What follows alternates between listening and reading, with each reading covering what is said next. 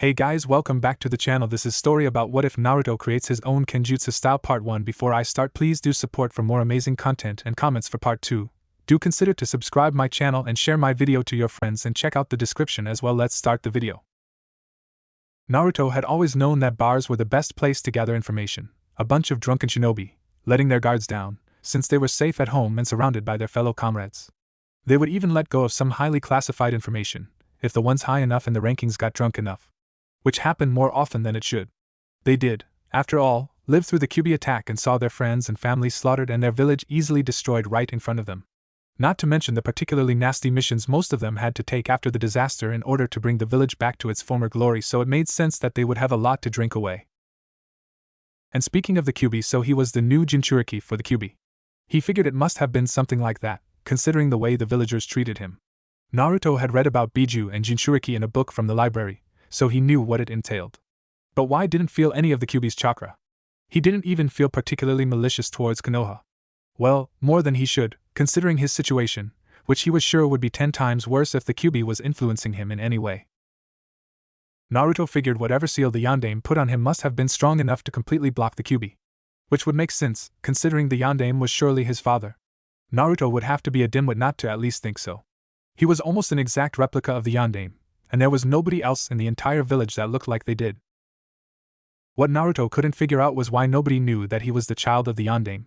Everyone knew he was an Uzumaki, so they had to have known his mother, who he knew was Kushina, being the only Uzumaki in the village when Naruto was born, since she was the previous Jinchuriki of the Kyuubi. His parents were surely married, were they not? And why would nobody know he was the child of a Hokage if his parents were married? The Yondaime was famous, so the villagers and other shinobi would have known about the two of them, even if they weren't yet married, wouldn't they? It just made no sense. Were the villagers that dense that they couldn't even see the resemblance, or believe that he was the child of the Yondaime and his wife? Maybe it was because they couldn't accept that their Hokage married a Jinchuriki? Perhaps they thought she had become pregnant with someone else's child? Or did they think that he was just some random Uzumaki child that was born near the village when everyone knew that the Uzumaki clan had been eliminated? Whenever he thought about it, his head hurt. So he just stopped trying to figure it out. His parents were dead, so why bother? He knew who he was, at least. From reading what very little was written about his mother and the Uzumaki clan in the books in the library, he knew that all of the Jinchuriki of the Kyuubi had been Uzumakis, so it was an obvious choice to make him the next one. He was the only other Uzumaki in the village, so he wasn't bitter or angry about it. In fact, it kind of made him feel closer to his clan, knowing that he was part of its legacy, in a way. He had been on his own since the time he could walk and talk, which made him grow up quick. Taking care of himself, as well as being a Jinchuriki, also forced him to be smarter and more analytical about everything around him. He supposed that he should despise Konoha, but it was the only place he knew, and at least he had the Hokage looking out for him. But he could understand why the villagers treated him the way they did. The villagers hated him because they feared him. And people hate what they fear. But that kind of reasoning was for the weak. Naruto was determined not to let the weakness of the villagers affect him, so he made sure to avoid them as much as he could. Sticking to the shadows, Naruto left the bar. Nobody seemed to notice, which just made him almost shake his head in shame. He was only 7, for Kami's sake, and he was able to infiltrate a bar full of Chunin and Jonin. It was pathetic. Only 7 years after the Kyuubi attack, and they were back to being so overly confident that they weren't paying attention to their surroundings when at home. Of course, he had been training mercilessly in order to sneak around high-ranking shinobi, but still. They should always be on guard for any sort of attack or invading Nin. Naruto silently made his way through the streets of Konoha, using the shadows and making sure to avoid the hot spots for ANBU sentries, towards the Forest of Death. It had become his second home, after realizing that nobody went in there. Well, except for that strange dark-haired chick that he heard someone call Anko, but she always seemed too lost in her thoughts to notice him. Still, Naruto made sure to stay clear of the area she frequented. He also made sure to stay near the edge, where less of the forest's unfriendly inhabitants were. Naruto sat down in his makeshift home, under a giant tree that had roots that came so far out of the ground that they created a small cave underneath. Naruto pushed some chakra through his system and looked at the seal on his stomach, finally realizing what it was for. He could tell the seal was a product of a very high-level Fuinjutsu, but it wasn't one that he had seen before in any of the books he had read. Naruto was just glad that the Hokage had personally taught him how to read, write, and access his chakra when he was 5, so that he could start reading and learning on his own. He had already read everything in the civilian and academy student section of the library, and had started reading books from the Genin, Chunin, and jonin sections of the library. The villagers, for the most part, would just ignore or glare at him, but if he showed even the slightest bit of intelligence, they would turn nasty. He had learned to just hide his intellect, and his interest in learning, from everyone. Due to that, all he could do was learn from books, which he had to borrow and return unnoticed, since there was nobody he could ask for help. When he read his first book on the breakdown of seals, he had been instantly hooked. It felt like jutsu was in his blood. Which, he supposed it was. He had started off with small, introductory seals, like scroll sealing, and got the basics down almost instantly. It was only after he felt he truly understood seals that he started experimenting. Most of his experiments ended up with the seal blowing up. But some came out unexpectedly better than he had hoped. One being the seal he had created that allowed him to use the shadows to completely hide his presence while traveling in them. It came about when Naruto had created a seal that he had thought would allow him to control another's shadow, as he had seen the Nara clan do.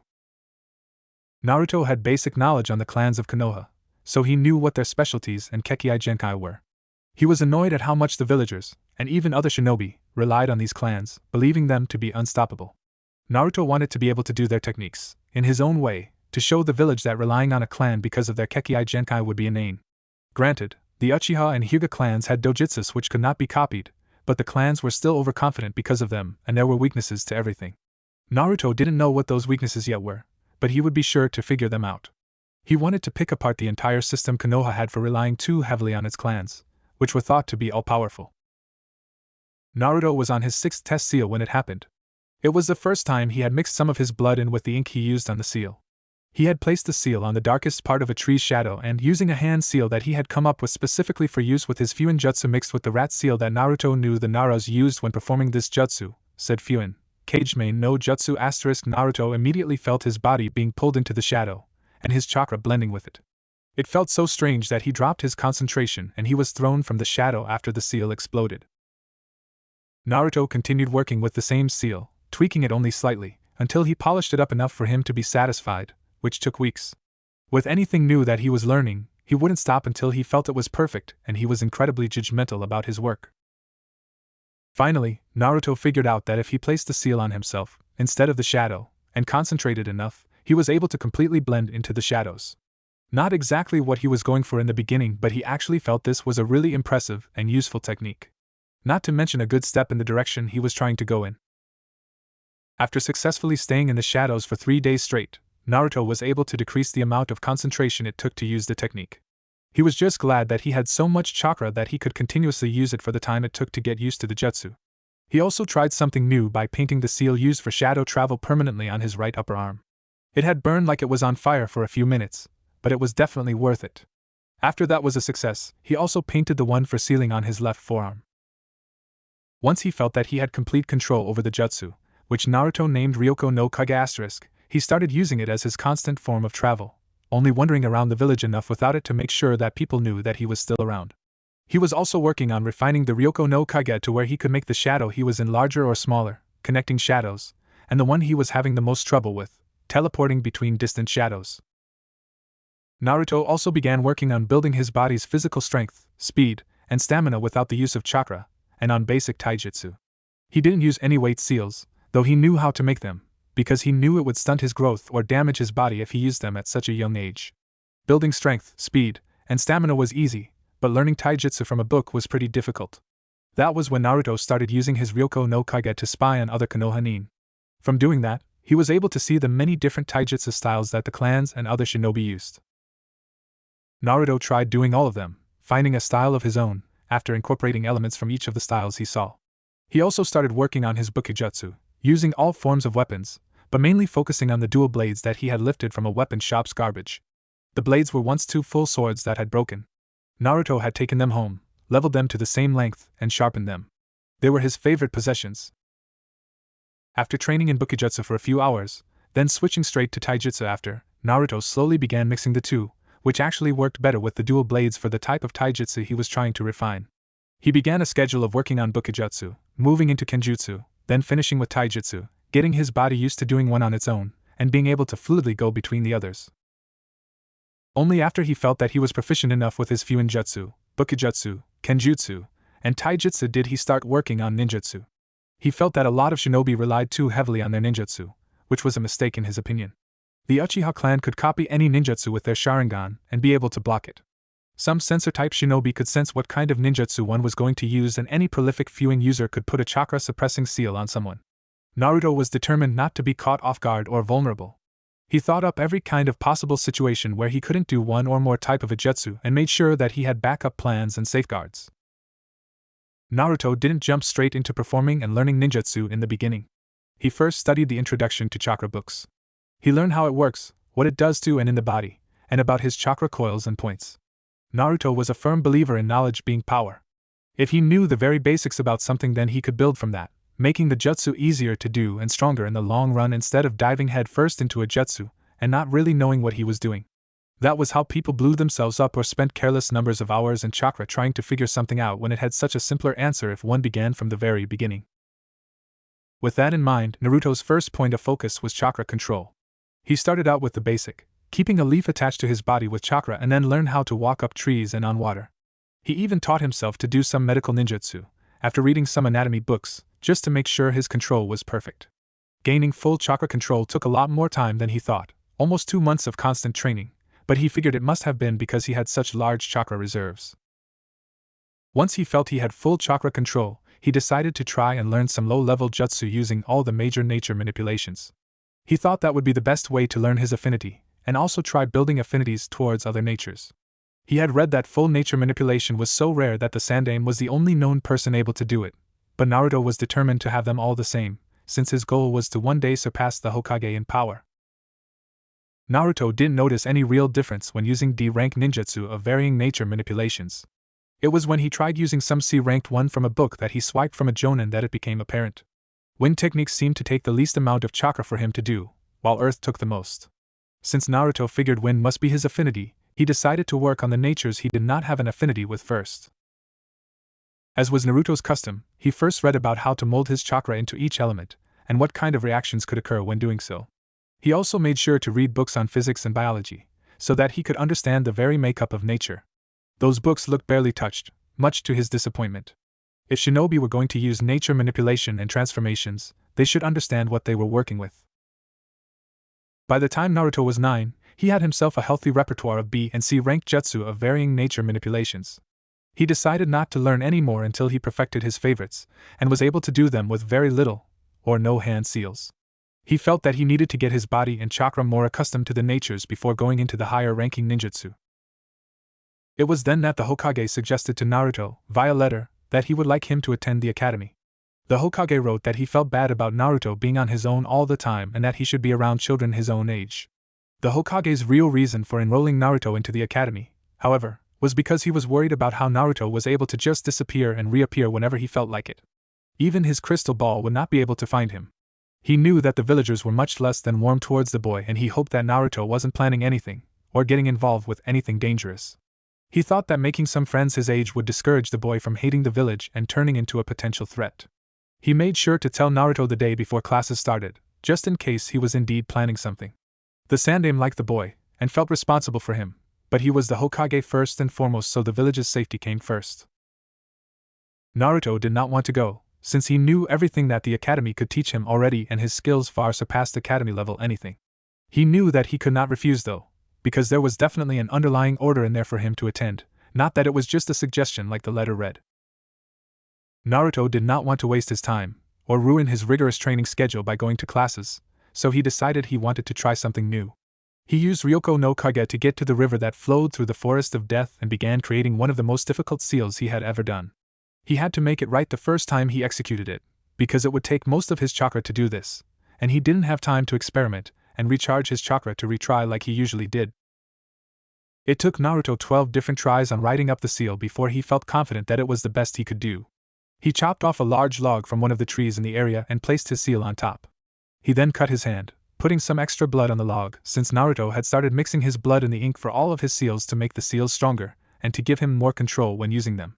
He then took a large amount of mud and covered the log in it, and put one hand over the seal, while the other did a half-ram seal and, pushing almost all of his chakra into the seal, said Fuin, Kikyoka Bunshin no Jutsu asterisk.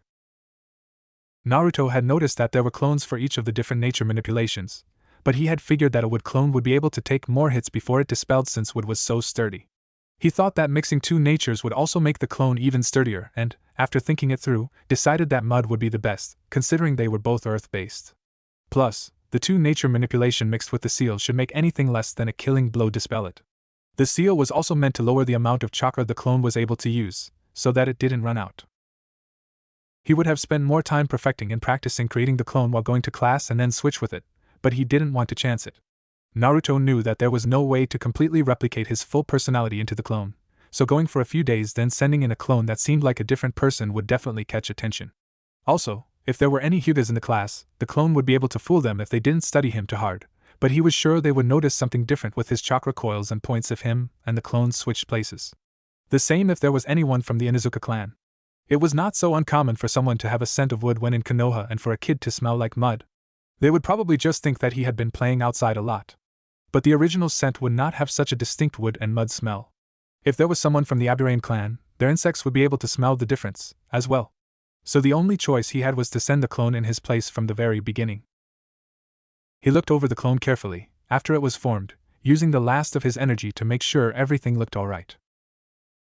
You are to go to the academy in my place and act as though you are the real Naruto. Stay in the village and only come to me when you have important information, if there is an emergency, or if you graduate, which is your goal. I have given you enough chakra that it should hold you for a few years if you use it sparingly. I want you to make sure people believe that you are not very smart or strong, and try to stay out of the way of the villagers. Understood? Naruto told the clone. Yash! Databao! Naruto clone yelled, bouncing on his feet and looking as though he hadn't been listening, before running off towards the village. Perfect. A dud. Naruto thought sullenly, before losing consciousness. Naruto knew that he could not return to the village while his clone was there, lest he gave himself away and that would cause a lot of questions to be thrown at him. Maybe more than that, if they thought he was a threat. He had, after all, been spying on his fellow Konohanin, and that just looked bad on him if they found out, beside the fact that he would borrow books from other shinobi without them knowing about it. So after he woke up, he made his way back to his now permanent home under his tree in the Forest of Death. He had already gotten used to hunting and gathering for food there, so he knew that he could comfortably live there and not need to go into town to buy anything. Now that Naruto no longer had to go into town, he could finally test out the Kyuubi's seal. He hadn't touched it yet, afraid of what might happen. He felt that he knew enough about seals that he wouldn't inadvertently release the Biju, but he didn't know what kind of change him or his chakra would undergo if introduced to the Kyuubis. He had tried all he could to find anything about his seal, but he hadn't been able to find anything like it in all the books he read, or the information he got from others, so he thought that testing it out directly was the only option. From what he could tell of the seal, there were layers to it. Naruto figured if he could just release the first layer, that should be enough for him to access the Kyuubi, but not affect him too much. He had read and heard about the Gojyo Fuin asterisk and its corresponding Gojyo Kain asterisk, but it was only brushed upon in the books, and who he had heard it from wasn't an expert with it. From what he could decipher, he thought he could try out the Gojyo Kain and see if it did anything. He would only use a little chakra, to be sure that if it did work, he didn't unlock too much of the seal. Naruto focused a small amount of chakra onto his fingertips, took a deep breath, and quickly pressed his fingers onto the seal with his fingers spread so that they touched some of the outer layers. The pain in his body the moment he did it was so intense that it caused him to black out. Naruto awoke to find himself laying on his back in what looked like a sewer with pipes on the ceiling and walls. There was about 5 inches of water churning around him violently, and it seemed like the walls and pipes were pulsing uncontrollably. Without moving, he did a quick scan of his surroundings but didn't see anything else. He couldn't feel the water soaking him, but he could feel the tremendous amount of malicious chakra around him which was originating from the end of the hallway. Naruto got up slowly and started making his way towards where the power was coming from. Naruto was surprised at his mind's natural defense. The only thing here was the Kyuubi. He wondered if that was an Uzumaki clan trait, or if it was just something that all Jinchuriki had, as a way of making sure that nobody could control him and thus the Biju inside. Perhaps it was part of the seal that kept the Kyuubi in check. Either way, he had to make some sort of defense for the Kyuubi as well. It wouldn't be good if someone could just waltz into his mind and easily get to the Kyuubi, even if Naruto himself wouldn't be affected. At the end of the tunnel was a cavernous room housing a cage with gates that went from the ceiling to the floor. About halfway up the gates, Naruto saw the seal used to contain the Kyuubi within. Naruto slowly approached the gates and, while waiting for the Kyuubi to approach him, studied the seal. After a considerable pause, Naruto felt the air in the room shift and heard the Kyuubi moving. Naruto could feel the power rolling off the Biju in waves.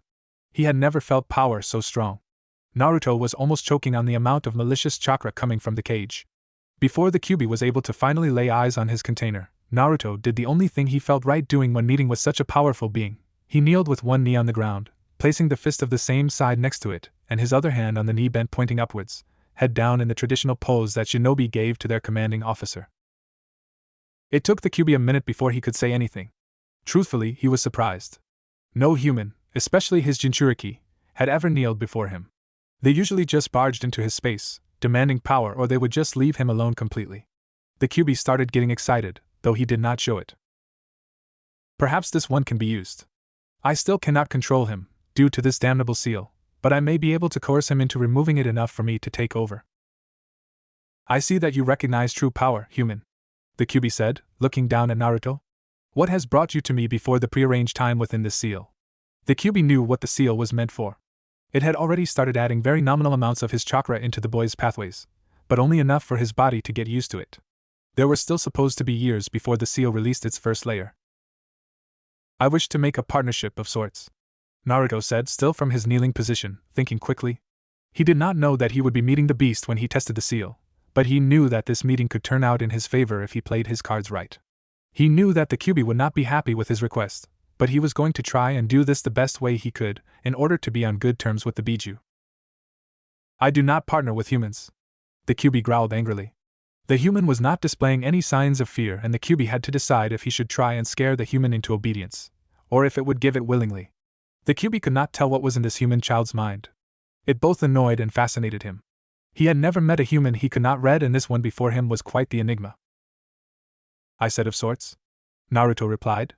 I know from studying the seal that the layers are meant to be released at certain points, and this will allow your chakra to start flowing through me. It already has, the Kyuubi interrupted. Yes, and I apologize for that, but I did not know any other way to speak with you without removing that first layer, Naruto said. The Kyuubi narrowed his eyes at his container but did not speak, wishing the human to get to the point. I did not wish to simply take your chakra from you. Again, my apologies that it is already happening. I first wanted to ask you for your chakra.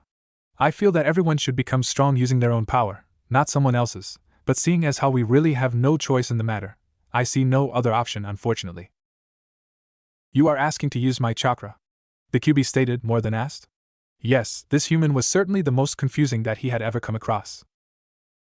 Yes, Naruto replied. The Kyuubi looked up, at the area he knew the seal was at. It was not as if he could say no and his chakra would stay with him. The human was going to get his chakra anyways, whether the Kyuubi wanted it or not. Very well, the Kyuubi said, beginning to turn back into the darkness of the cage. Also, Naruto stated, for the first time sounding hesitant, which made the Kyuubi turn back to him, curious, I was wondering if you would be willing to share some of your knowledge with me.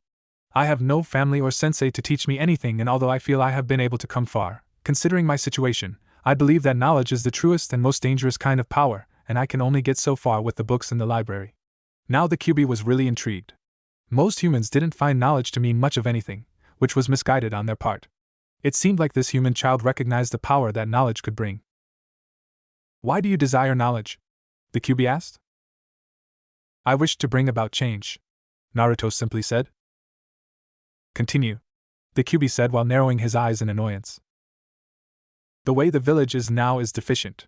The villagers are stupid and lazy, believing they are safe, when at any moment they could be wiped out. The shinobi here have gotten arrogant, believing they can handle anything that could happen, when it has already been proven by you that they cannot. They rely heavily on the clans that reside within these walls, whom they seem to believe are omnipotent. Even the clans think that way about themselves. I want to show the village their miscalculation.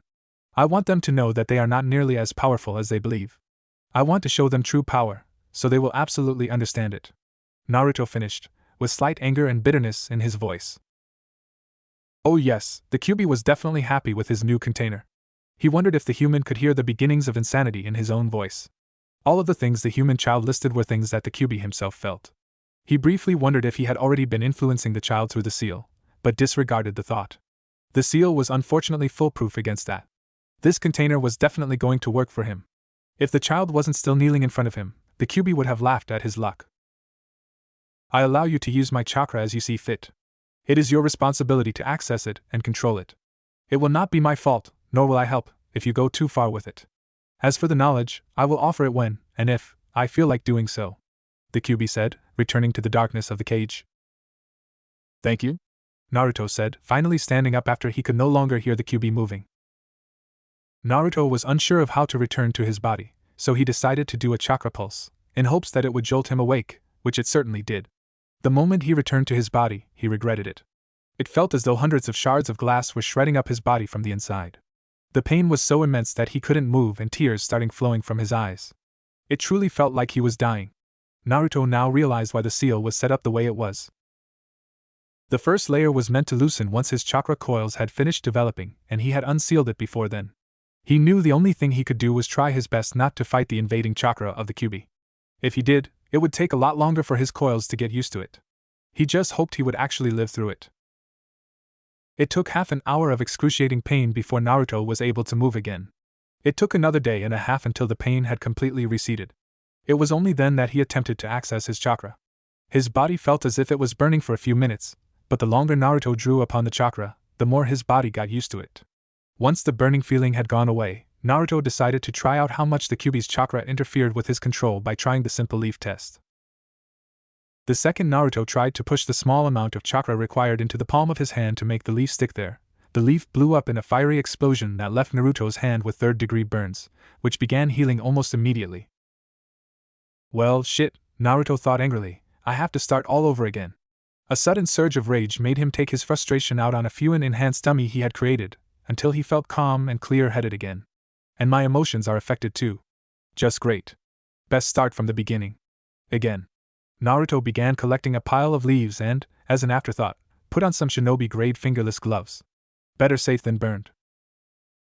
It had taken Naruto 3 years to finally get full control of his chakra again. He had also loosened the seal 3 times and felt that going any further would cause him to lose control of himself. As it was, the third time he loosened it, the QB had actually taken over for a brief moment. It took all of Naruto's willpower to overcome the QB, but now he could handle up to 5 tails.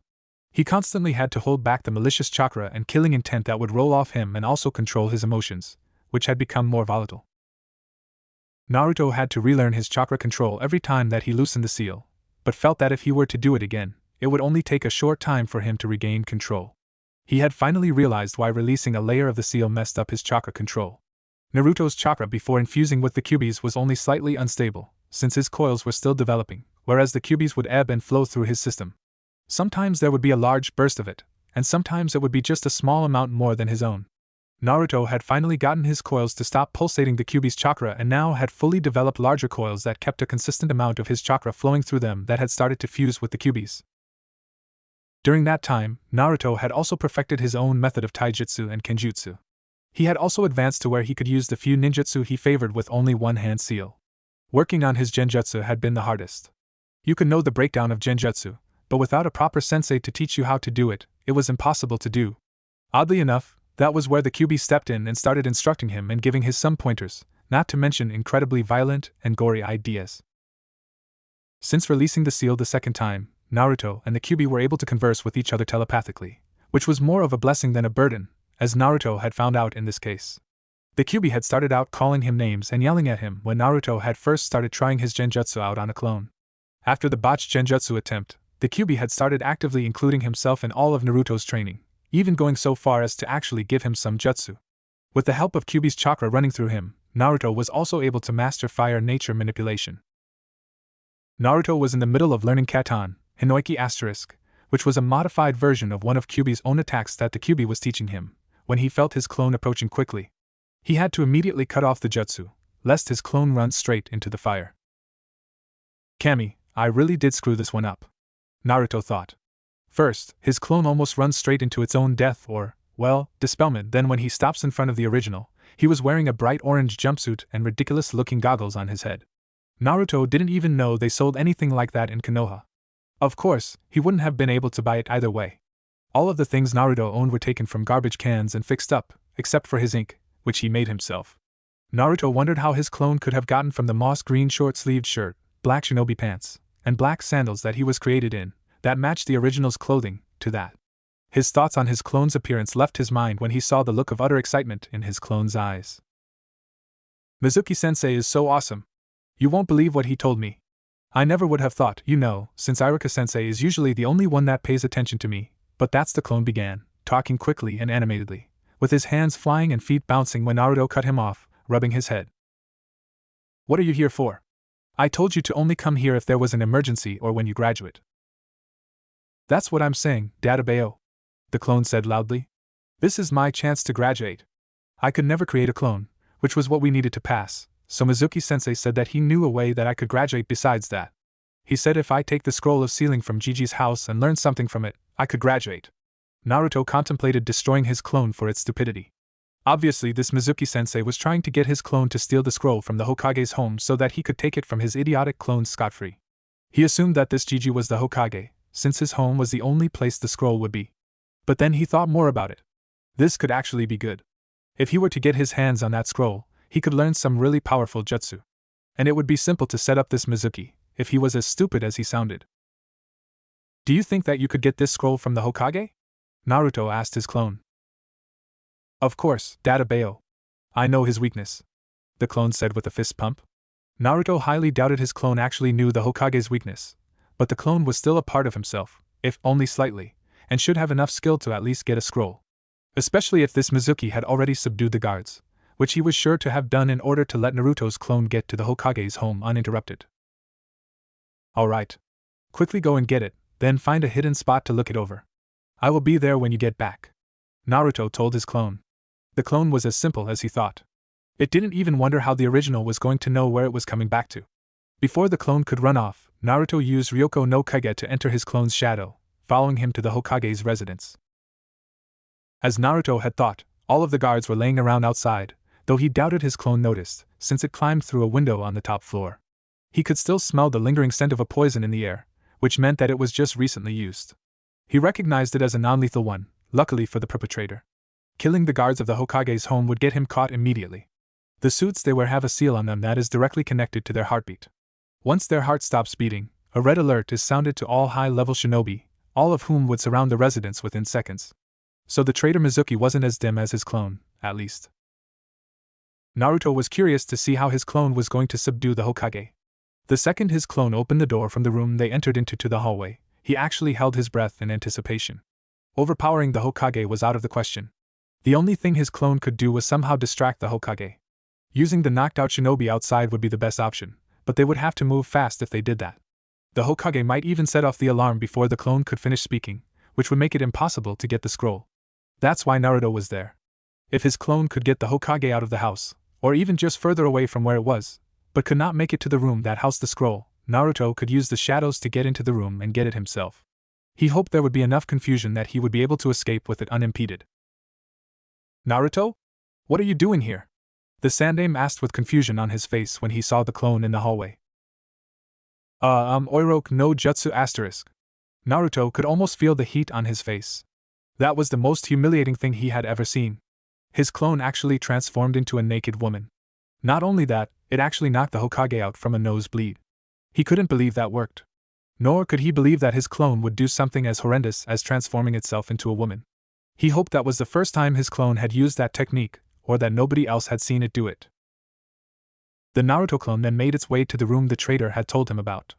Once in, Naruto moved from his clone's shadow into the shadows of the room, looking around. He saw a couple of smaller scrolls that immediately caught his attention, since one had the Uzumaki clan symbol on it, and another his name, so he took those and replaced them with blank scrolls from his seal. He would find a way to return them later, after he had either copied or memorized what was in them. He placed the scrolls and the seal on his arm and jumped back into his clone's shadow, just as it was leaving the room with the scroll of sealing on its back. Once in the safety of a forest in one of the training grounds, Naruto left his clone's shadow and appeared in front of it. Let's see what we have here, he thought to himself, taking the scroll from the clone's back. Yosh! I did it, Databeo. I bested Gigi. I am on my way to taking his place, his clone yelled, dancing around the small clearing. Naruto was too busy studying the jutsu in the scroll to hear what his clone had said. He quickly looked over everything there was in the scroll. All that it said about any of the jutsu in there was how to do the technique, and the risks. It didn't say much about what they did, just giving the basic use for it. Naruto shrugged his shoulders and focused on the first one, the Tajukage Bunshin no Jutsu Star. It was surprisingly easy to do, but he supposed it was because he had been making clones for years and this one wasn't too different. It just took more chakra and a different hand seal. Once he was able to create hundreds of clones easily, he dispelled all but 8 clones. He had each of the remaining clones copy down a jutsu from the scroll while he read the next one after the Tajukage Bunshin no Jutsu, which was the Chakura no Nawa star. It allowed the user to form its chakra into a rope that is unable to be cut.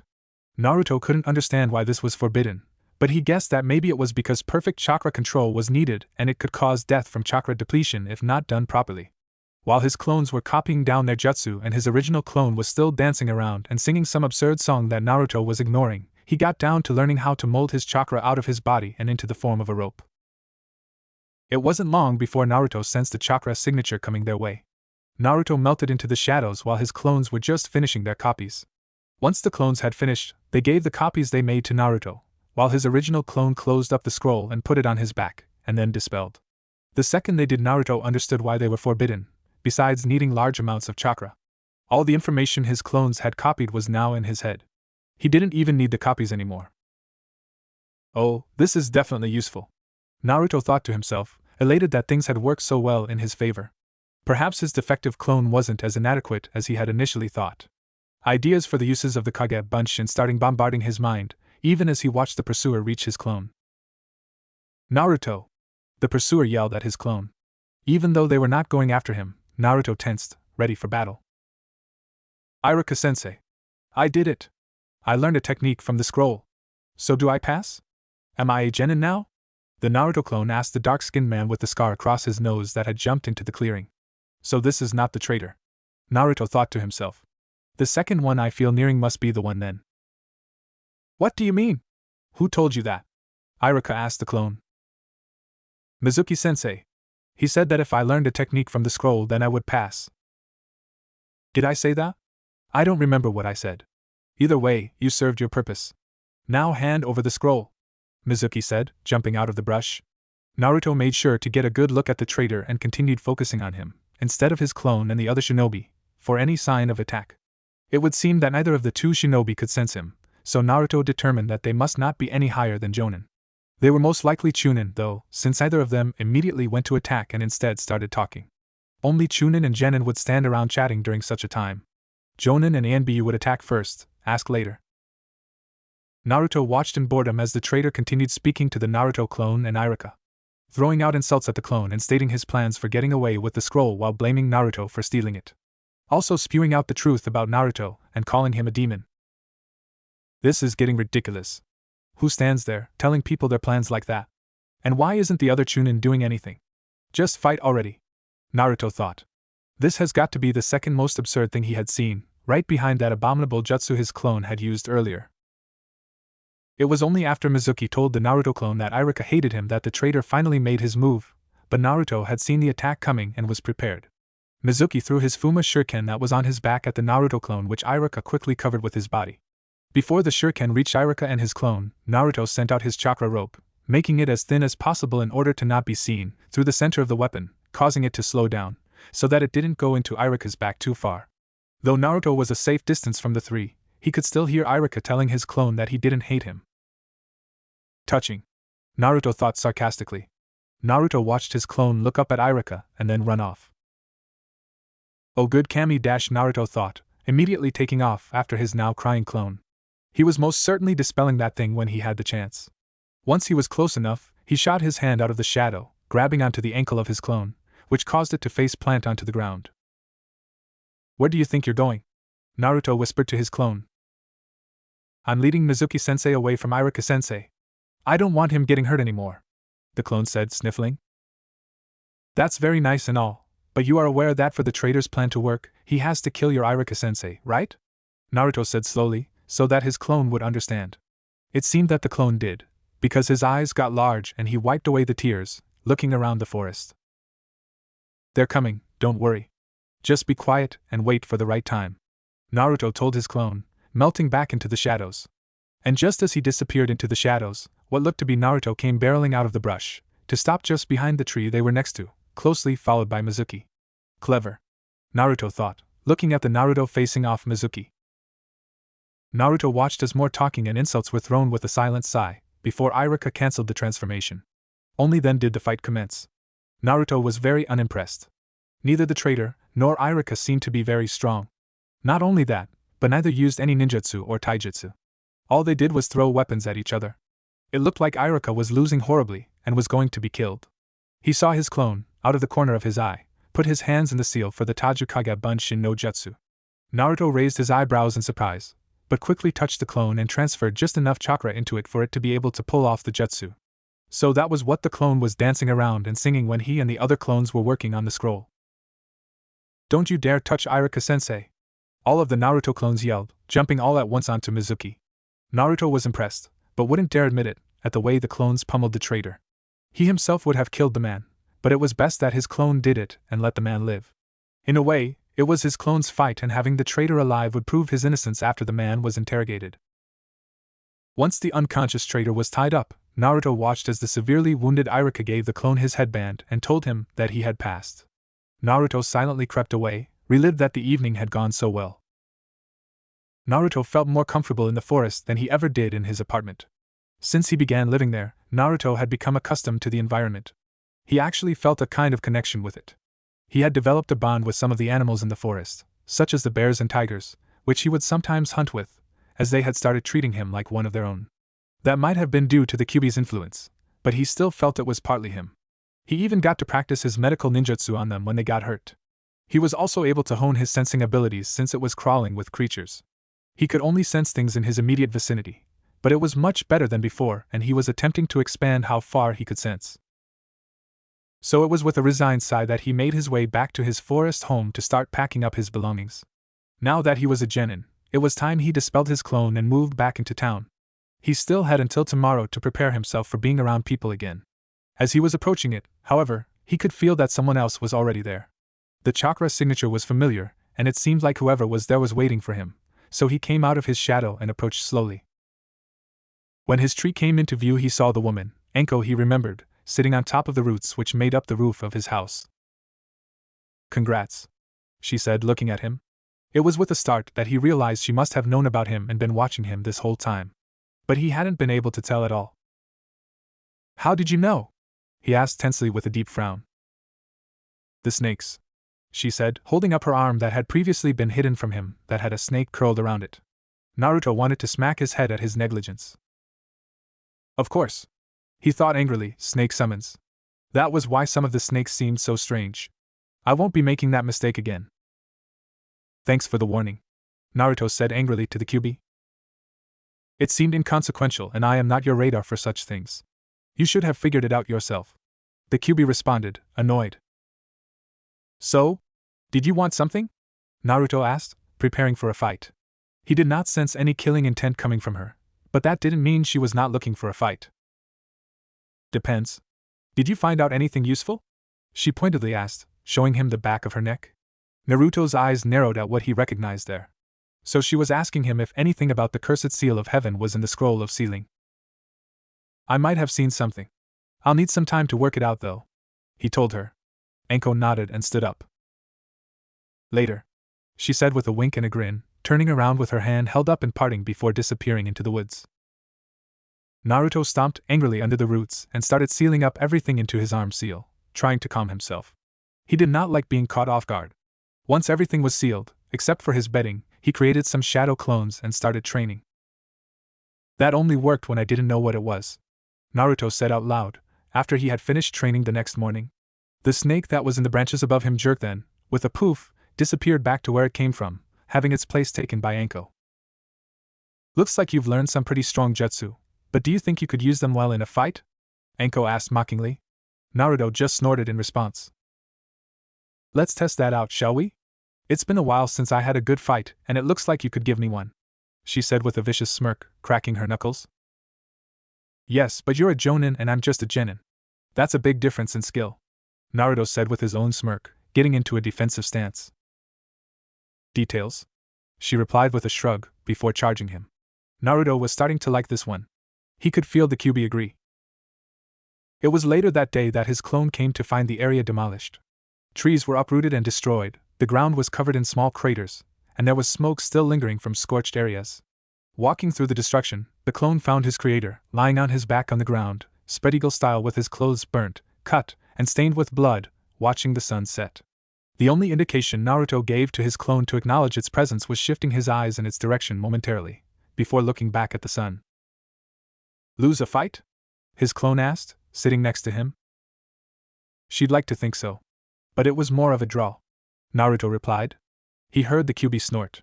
He had most certainly lost, though the Kyuubi was still impressed. His Jinchuriki did better than he thought it would against someone with as much skill as the woman had. His Jinchuriki had held up well against her, for the most part, and he didn't even use any of the Kyuubi's chakra. Our sensei is Hatake Kakashi, his clone told him. Naruto sat up in excitement. He couldn't have been luckier. Kakashi was one of the strongest shinobi in the village, and there was a lot Naruto could learn from him. He apparently values teamwork above all else. His clone continued with a grimace. Naruto cocked his eyebrow in question. He made us do some ridiculous bell test to test our teamwork. Told us something breaking rules are trash, something abandoning comrades are worse. I wasn't really listening. Naruto couldn't help it, he rolled his eyes. His clone had a serious listening problem. But we passed, so it's cool. Who else graduated? Naruto asked, preparing to learn all he needed from his clone. There's Haruno Sakura, she's the best. Hyuga Hinata, Nara Shikamaru, Inuzuka Kiba, Akimichi Choji, Aburame Shino, Yamanaka Ino, she's Sakura's best friend, and that bastard Uchiha Sasuke. Naruto's clone growled the last name.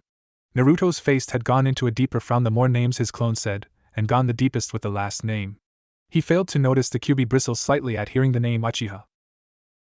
Naruto was not surprised that a Yamanaka, Nara, and Akimichi would all be in the same class together, since their families were close and they would want to continue their clan's formation, but for a child from all the major clans to be in the same class was disconcerting, especially for the last member of the Uchiha clan to be lumped in there too.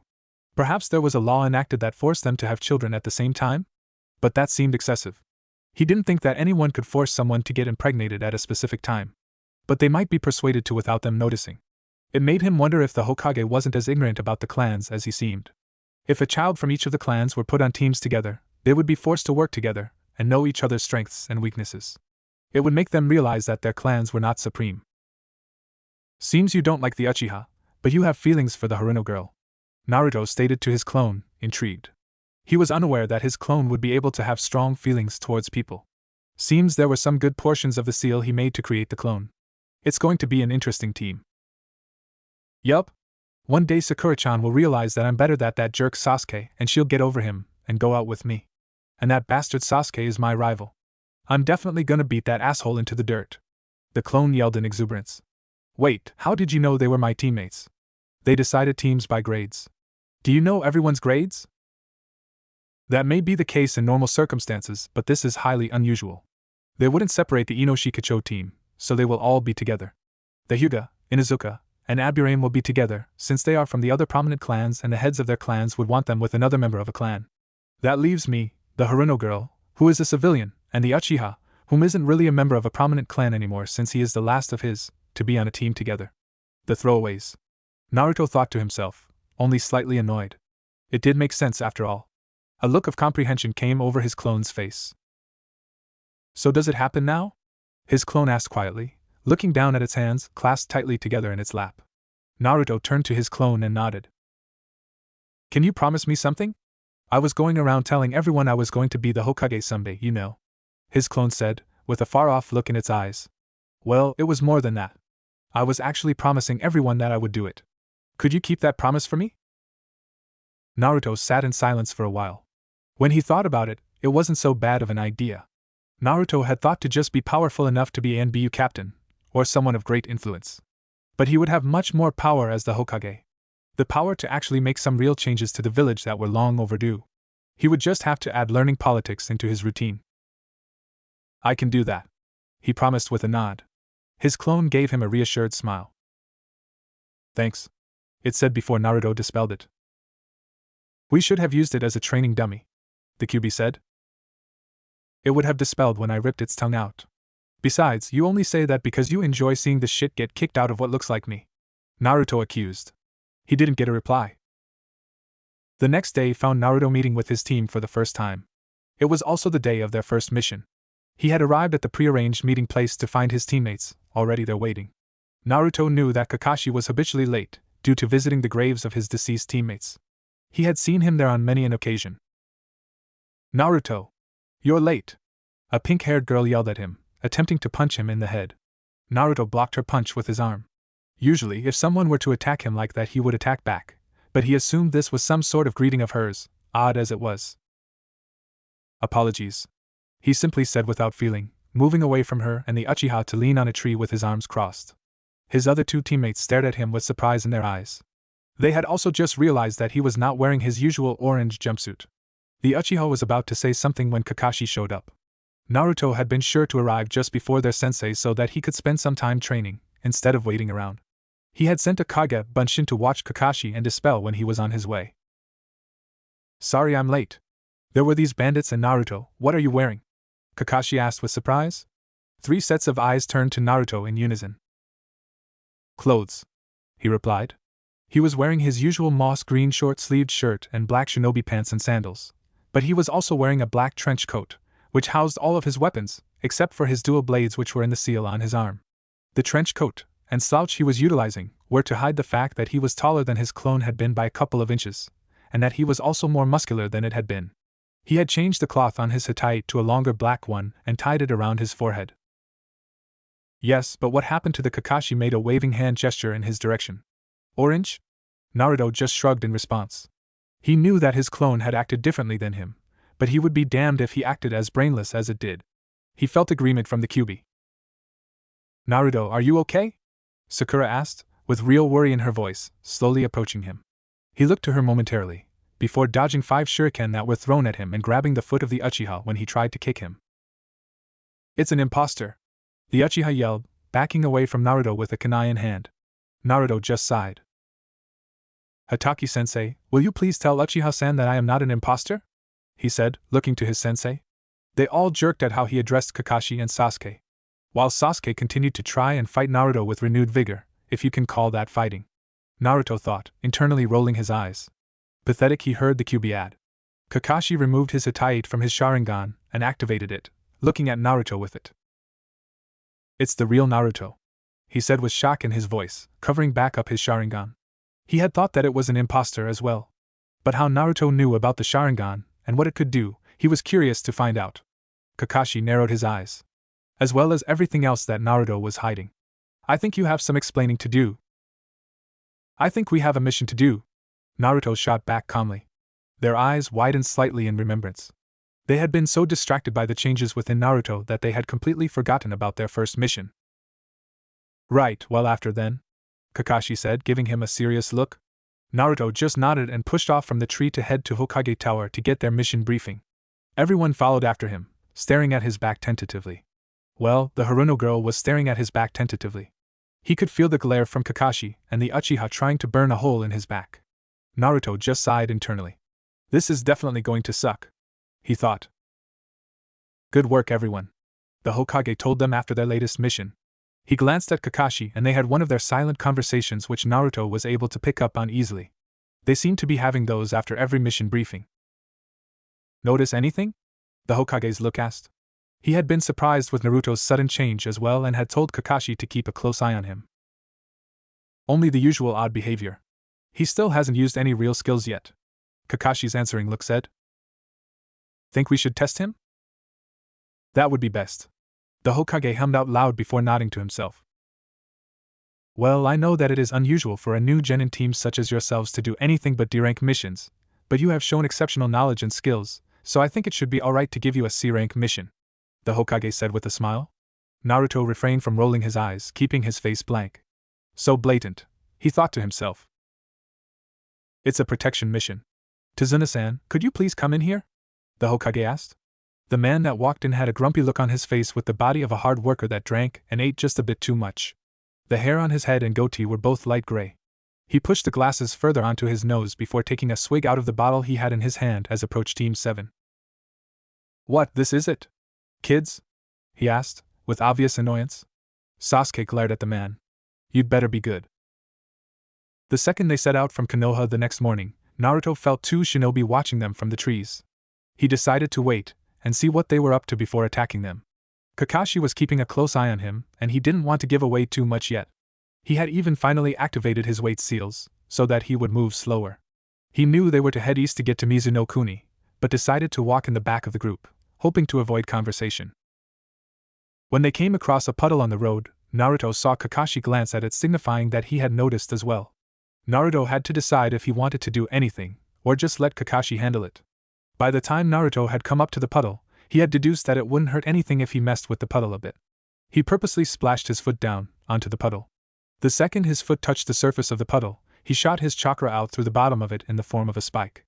Naruto had the idea from the Chakura no Nawa * that if his chakra could form a rope, it could also form in other ways, and had been practicing. Kakashi turned around the second he heard the splash, to see Naruto take his now wet foot off the puddle. "Didn't splash as much as I thought it would," Naruto said in a deadpan voice. By now the rest of the entourage had turned around to look at him. He felt the shift behind him and jumped quickly to where the rest of his group were, as two shinobi rose from the puddle, blood staining their chests. "That hurt, you little bastard!" they yelled in unison. "Oops," Naruto said in the same voice. He felt more than saw Kakashi move from behind him. The next second he was behind the two shinobi. He shoved both of their heads together, knocking them out. He then proceeded to tie them up. After making sure they were secured properly, he turned to Tazuna. "Why would shinobi from Kirigakure be here? It almost seemed like they were waiting for us, but if they were after any of us shinobi, they couldn't have known that we would be leaving the village. I wonder who they were after," Kakashi said, seemingly rhetorically. Tazuna had the decency to look ashamed. "Couldn't afford more than a C-rank mission?" Naruto asked with his back slightly turned away from the group. Tazuna jumped in surprise and then looked down in guilt. "We can handle it. We should continue," Naruto said, looking at Kakashi calmly. Naruto knew that Kakashi was thinking about heading back and giving the mission to more advanced Konoha nin. Kakashi stared back for a moment before smiling. "Right, we finished the mission," Kakashi confirmed, nodding. They continued on in silence, before coming across a boat waiting for them at the edge of the water. Once on the boat, Tazuna told them about the ruthless and wealthy businessman that was after his life for trying to build a bridge meant to bring trade into the country. "So it's all political," Naruto thought. "Getting involved in this should give me some good insight for future reference."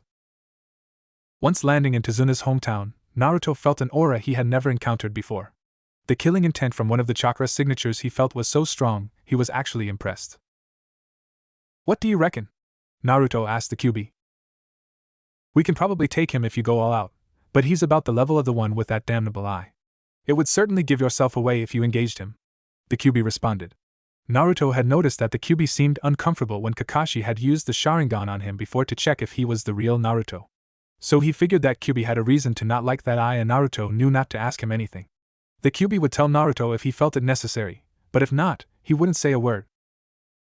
"I may not be able to fight, but if Kakashi engages this guy, it's going to be quite a show." Naruto couldn't help it. He was itching to see what Sharingan no Kakashi could do. With his back to the others, he looked straight at where he felt the chakra signature and gave an evil grin. That seemed to set off whoever was there, because there was a shift in the air, before what looked to be a large sword came flying at them. "Everyone down!" Kakashi yelled, while everyone hit the ground, Sasuke taking Tazuna down with him. The sword embedded itself in the tree next to them, and the attacker appeared, standing on it. Naruto got a good look before his heart started racing. He knew who this was from sneaking a peek at Konoha's bingo book. Kirigakure's missing nin Momochi Zabuza, demon of the hidden mist and one of the 7 shinobi swordsmen of the mist. He looked down at the sword the man was standing on, curious to see what one of the most famous swords in all the countries looked like. It was a massive cleaver with a hole near the end of the blade. Although there was information on some of the 7 swordsmen, it was only the ones that became missing nin, and there wasn't really much on the swords. Kakashi didn't know how, but he knew that Naruto was no genin-level shinobi, even barring the Kyuubi inside of him. He did not, however, know what his actual skill level was, so he was not going to let him get involved in this fight. He gave Naruto a look that was usually used by ANBU to silently communicate orders saying protect the others, not even slightly surprised when Naruto nodded and moved to stand near the other 3. Kakashi looked back to Zabuza, trusting Naruto keep the others safe, and lifted up his Hitai to reveal his Sharingan. "Wow, I'm honored, using the Sharingan right away," Zabuza said with excitement. Naruto could tell that the man was smiling under the bandages covering the lower portion of his face. He felt Sasuke jerk beside him in surprise. So the Uchiha had never heard of Kakashi before. He doesn't even bother to learn who the strongest shinobi in the village are. Naruto thought to himself, stopping the eye roll that threatened to break his blank stare. He felt the moment Kakashi and Zabuza released their killing intent, ready to fight. Zabuza's killing intent was laced with madness that made a shiver of anticipation run down Naruto's spine and a malicious smirk form. This had been what he was waiting for. A real fight to the death fight. Let's see what you've got, sensei. Naruto thought to himself, elated. He felt Sasuke shaking next to him, realizing it was probably the first time the Uchiha had felt such strong killing intent before. Naruto shifted just enough to bump into him. When the Uchiha turned a questioning look to Naruto, he raised his eyebrow at him. It seemed to work, because the Uchiha stopped shaking and put a serious look of concentration back on his face, getting into a defensive stance. Zabuza used Shunshin no Jutsu asterisk from the tree to on top of the water near to them, holding a ram's seal with one hand across his chest and one in the air. Naruto heard him say Kirigakyu no Jutsu asterisk before the entire area was covered in mist. Naruto closed his eyes, knowing they were useless in the mist. He had strengthened and honed all of his senses so that if one or more were incapacitated, he could cover the loss with another. It was something he had learned from hunting in the forest of death. His nose was also useless, as the mist had a certain smell of moisture that covered everything else, but he was able to hear his teammates shift and sense where everyone was. Don't worry. He heard Kakashi tell them, he'll come after me first. He's a master of silent killing. I'm aware, thanks. Naruto thought sarcastically, this time actually rolling his eyes, since nobody could see him. He heard Zabuza's voice naming off the killing points on the body, trying to decide which to go for, while mocking them. I would have to say the spine is a person favorite. Lots of pain, but blocks movement and doesn't always kill outright. Naruto answered to himself reverently. Smashing the brain. You humans have such a pathetically small one, but it looks so nice when it explodes. The QB supplied back. But that's no fun. You can't mess around with them after if you do that. Good point. Kidneys then. They're actually pretty delicious, you know. Gross. Eat the liver, not the kidney. Naruto felt Zabuza approach, and before he could come between his teammates and their charge, he knocked everyone away, taking out his dual blades from the seal, and crossing them to block Zabuza's sword from going downward. He kicked out with his foot, creating the chakra spike on the bottom, and pushed it into Zabuza, who dispelled into water. He felt a clone of Kakashi appeared behind him, just as a clone of Zabuza appeared behind that clone, slashing through it. He turned to see Kakashi holding a kunai to the neck of the Zabuza clone, telling him not to move. This is getting really irritating. There are so many better ways to fight than clone on clone on clone. Naruto thought to himself. He didn't move when he saw another Zabuza move behind Kakashi and dispel the clone that Kakashi was holding. It seemed like that was all posturing, and that was not what Naruto thought a fight between such strong shinobi would look like. Naruto watched as the fight was taken to the top of the water near them and Kakashi was trapped in a ball of water. Naruto was having a hard time holding back his annoyance at the whole fight. He hadn't seen anything good. This is a waste of time, Naruto thought angrily, before deciding he had enough. He didn't think either of them were being serious, and it was time for them to start. While everyone was focused on Zabuza and Kakashi, Naruto made a clone, which he transformed into Kakashi, to make it seem like Kakashi had done it, and hid him in his shadow. He had his clone move to a shadow on the other side of where they were all facing off and send a barrage of kunai at Zabuza, which made him let go of Kakashi in order to dodge. It looked as though Zabuza figured that it was him though, because he looked straight at Naruto, focusing his killing intent all on him. Naruto didn't show any discomfort at having such a strong killing intent focused on him though, and just stood, same bored expression on his face, with his arms crossed. Before Zabuza could make a move, Kakashi grabbed his arm, redirecting his attention back onto him. Zabuza jerked his arm free before he began making multiple rapid motion hand seals, which Kakashi copied, seal for seal, to create identical water dragons. They were going through them so fast that Naruto was having a hard time keeping up. He was able to copy them so quickly, and even match the amount of chakra that went in, so that they cancelled each other out.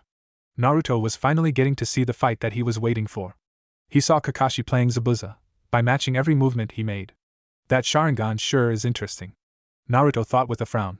He could tell that Kakashi was able to see Zabuza's movements the split second that he made them, which must have been the Sharingan's doing. Kakashi was incredible at reading people. He could tell what Zabuza was thinking by watching his reactions and saying out loud what he knew Zabuza was thinking, after hearing how he had talked previously. Naruto could read Zabuza just as well, so he knew that Kakashi was not actually reading his mind, as he was bluffing that he could.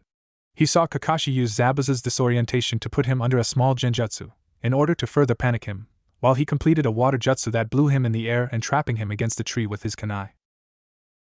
It's over, Kakashi told him. That it is, Naruto thought, finally satisfied, before feeling the shift from the second chakra signature that had been hiding throughout the fight and seeing the Senbon needles go flying into Zabuza's neck. Naruto narrowed his eyes. Whoever Zabuza's ally was, they were very skilled.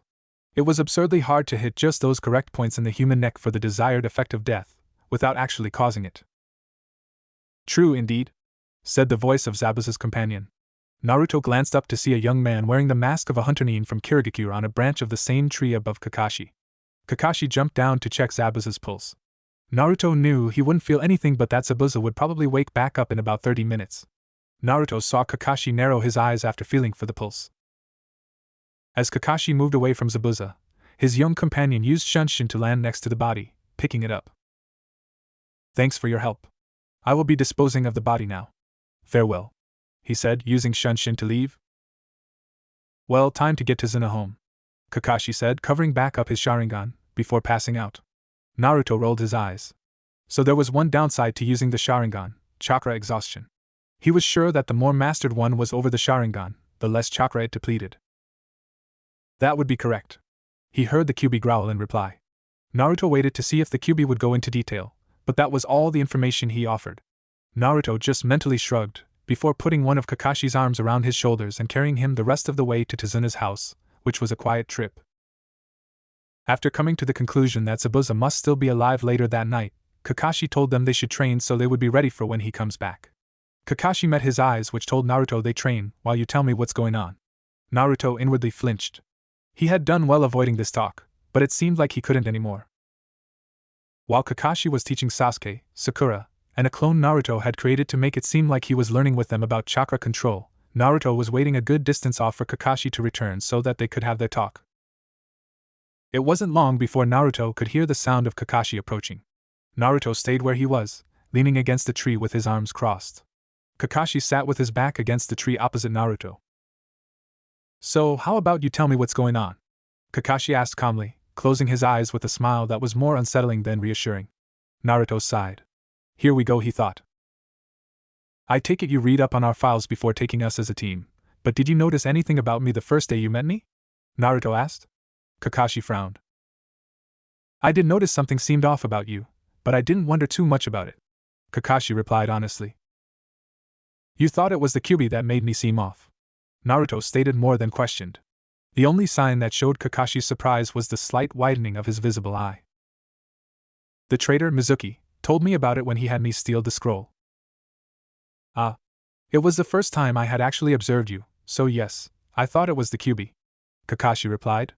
Now Naruto knew that Kakashi was not able to tell that he had first met a clone. He appreciated Kakashi being straight with him, but he could not offer the same back. All he could give half-truths, to make his story sound more plausible. Remember when I said that I was going to become the Hokage? Naruto didn't know for sure if his clone had told this to Kakashi per se, but he knew his clone was spouting it off to anyone who would listen, so he figured Kakashi was one of the people he had made that promise to. Kakashi just nodded his head in affirmation. Well, it's hard to become a Hokage when everyone despises you, you know, Naruto said, as if he was just stating some random fact, not something as personal as it was. Naruto noticed Kakashi flinch. I didn't know why the villagers acted the way they did at the time, but I knew that they didn't like me. It seemed like they disliked me even more when I showed that I had intelligence of any kind. Kakashi's eye widened in understanding. You acted that way to make the villagers believe that you weren't a threat, Kakashi stated in awe. Naruto nodded. The plan was for me to continue to act that way until I made genin. That was where I would start showing, little by little, what I was actually capable of. But I didn't see the point in continuing to hide my intelligence after graduating, so I stopped that once I knew I was on a team. As a shinobi, the village puts its trust in you to protect the village. It was once I was an actual shinobi that I could start proving myself to the village. I wanted them to acknowledge me, but I couldn't start doing that until I showed the village that I was willing to risk my life for their sake. Naruto was hiding his discomfort at having to talk so much. He knew how well Kakashi could read people, so he was doing his best to tell him mostly the truth. He was just lucky that Kakashi didn't know him during his time in the academy. He was sure he wouldn't get away with such a story if that was the case. Kakashi was nodding his head sympathetically. That makes sense. You would act the way you did in public, but in private you would be training and getting stronger in preparation for when you graduated. So, how strong are you? Kakashi asked in curiosity, once again smiling. Naruto just shrugged. The clone Naruto created didn't feel like learning how to walk up trees with chakra when he already knew how, so he just sat at the base of his tree, eyes closed with his hands behind his head, relaxing. He could sense the steady hum of chakra Sakura was controlling through her feet, which told him that she already knew how to do it and had excellent chakra control. He could hear Sasuke struggling with keeping a constant flow through his feet, however. After a while, he could feel their glares on him. How do you expect to get any better if you can't control your chakra, Naruto? Sakura asked him, after she felt she had the process down. Naruto ignored her, feigning sleep. He probably just doesn't want to embarrass himself with his lack of control. He probably couldn't even go a step without falling, the Uchiha said smugly. Naruto's eyebrow twitched, but he ignored the jibe. Sasuke was the one without control, not him. Naruto felt Sakura sit next to him. Hey, Naruto? What happened? Why are you so different from how you were in the academy? Sakura asked him straightforwardly. Naruto opened his eyes and looked at each of them, in turn. Sakura was shifting uncomfortably, in obvious hesitation. Sasuke had a deep frown on his face, arms crossed. It seems they had both been thinking about him, which was odd, in his opinion. His clone must have been worse than he had thought. He was not used to people wondering about him, unless it was about him being a threat, but it didn't seem like that was what was bothering them. Naruto sighed. He put his arms down and sat up, looking at them seriously. Sasuke came to sit with him and Sakura. Look, I don't know if you guys have realized it or not, but I'm not really all that popular in the village. Naruto started. It's because of your pranks, Sakura stated plainly. If you think that, you aren't as smart as you seem, Naruto replied in annoyance. He needed to calm down. Even if he objected heavily to it, this was his team for the time being, and in order for him to advance, he needed to get past this stage, and the only way to do that was work with this team until he got promoted. Excuse me? Sakura asked angrily, eyes narrowed. Sasuke's eyes were also narrowed at him. Sorry, I didn't mean that. Naruto apologized, but it was obvious he wasn't serious in his apology. From as far back as I can remember, even before I started doing those pranks, the villagers didn't like me. They seemed to think I was some sort of troublemaker. So, since they saw me that way, I decided to just go with it. Sakura and Sasuke's eyes widened in surprise. Do you know why they treated you that way? Sasuke asked. As far as I can tell, it had something to do with my birth, but that's as much as I know, Naruto replied. They could not read him like Kakashi could, so he could lie all he wanted, but he figured coming as close to the truth without actually saying it was the best option. So, that was all just fake then? How you acted when we were in the academy? All of it? Sakura asked in surprise. Naruto just nodded his head. So what, this is the real you? Sasuke asked. Naruto nodded his head again. But why stop acting like that now? Well, I'm an adult now, aren't I? I'm a shinobi of the leaf, and now that I'm a genin, I can start proving myself to the village, so that they can acknowledge me for who I truly am, not for what they see me as. He was startled to see admiration flash in both of their eyes, as well as understanding in Sasuke's. Besides, Naruto continued, don't I make a better teammate now than if I acted the same as I did during the academy? Definitely. Sasuke and Sakura replied in unison with smiles on their face. That doesn't excuse you from training, Sakura added seriously. Naruto looked from her to Sasuke, who had a look of agreement on his face, before shrugging his shoulders and flipping backwards onto the tree using his hands, landing feet first. He then slowly walked his way up the tree and flipped off, landing on his feet once reaching the tallest branch. Both Sakura and Sasuke looked at him in amazement. How long have you known how to do that? Sasuke asked angrily. Naruto just shrugged his shoulders in response. Want me to teach you? He asked Sasuke seriously. Sasuke stared at him for a moment, thinking it over, before nodding his head. The rest of the day Naruto taught Sasuke how to control his chakra enough to climb up the tree. Though Sasuke wouldn't admit it, Naruto was a great teacher. He was patient and explained things in simple ways that made learning how to do it easy. By the end of that night, Sasuke had made it all the way up the tree. It was while he was at the top of the tree, looking down at Naruto, who was giving him a nod of approval, that he decided that perhaps Naruto wasn't so bad after all. A few days after Naruto had taught Sasuke how to walk up trees, he decided he wanted some alone time. He had just heard the story about Tezuna's grandson, Inari, and his father from Tezuna, and he wanted to be on his own to contemplate it. Since Naruto never had a father, or someone who he looked up to as Inari did, he couldn't understand why the child was so affected by the man's death. People die. That's life. The man didn't sound so much like a hero to Naruto anyway. So the guy helped close a gate to block off a flood by jumping into the raging water, and he objected to a corrupt man trying to run their country. Big deal. That just meant that he was a man, doing his duty. That didn't make him a hero. What was a hero anyways? Someone who gave up their life for strangers? An idiot. The QB supplied. That may be right, Naruto said back with a frown. All of the heroes Naruto had heard about were dead, except for the Sandaime, but Naruto had never seen him do anything heroic. He had just heard that he was remarkably powerful. All of a sudden, Naruto felt the chakra signature of Zabuza's ally coming his way. Naruto lowered his chakra signature and leaned back against a tree, waiting quietly in sight. He got a good look at the effeminate male once he came into view.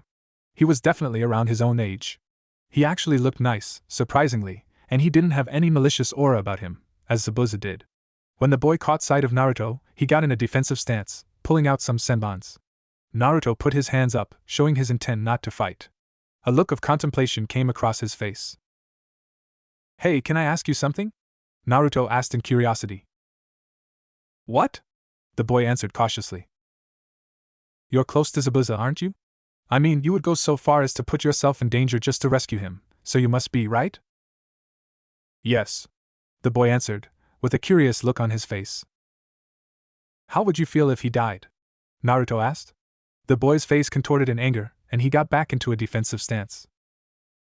I would kill whoever did it, he answered with true malice. Naruto was surprised.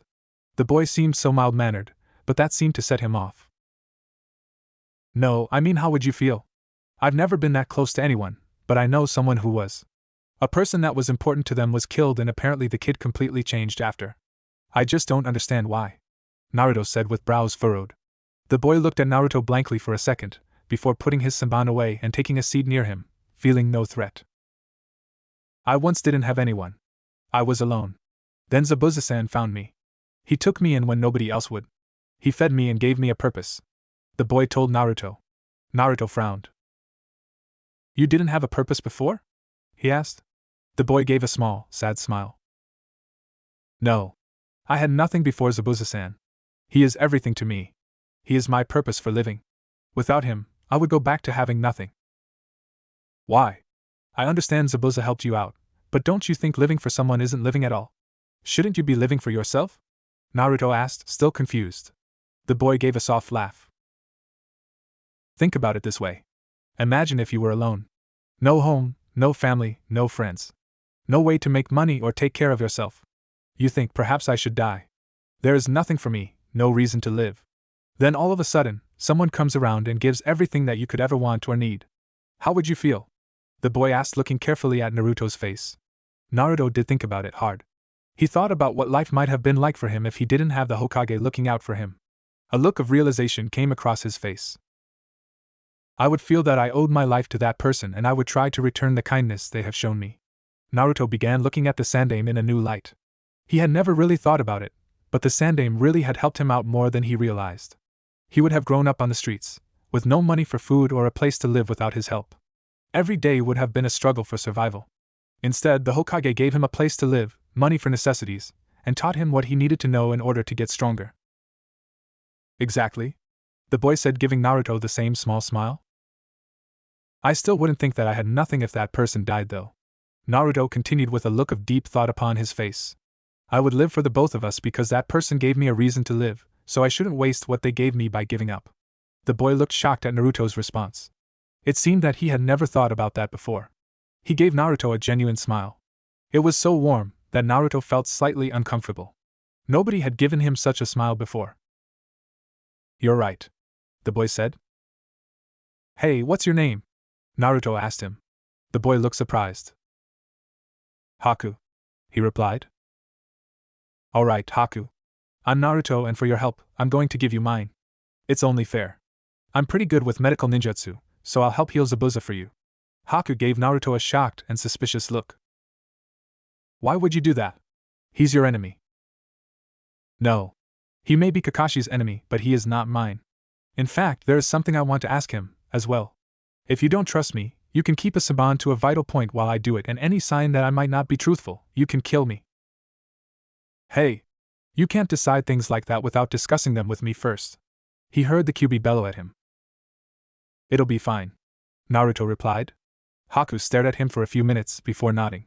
He didn't know why, but he felt an intense feeling of calm and trust around this Konoha shinobi. Naruto gave a small nod of his own to Haku. Great. When would you like to start? He asked Haku. Now, if you have the time. But I warn you, I will have to blindfold you on the way there and back. You understand, right? Haku asked him seriously. Of course. Naruto replied calmly.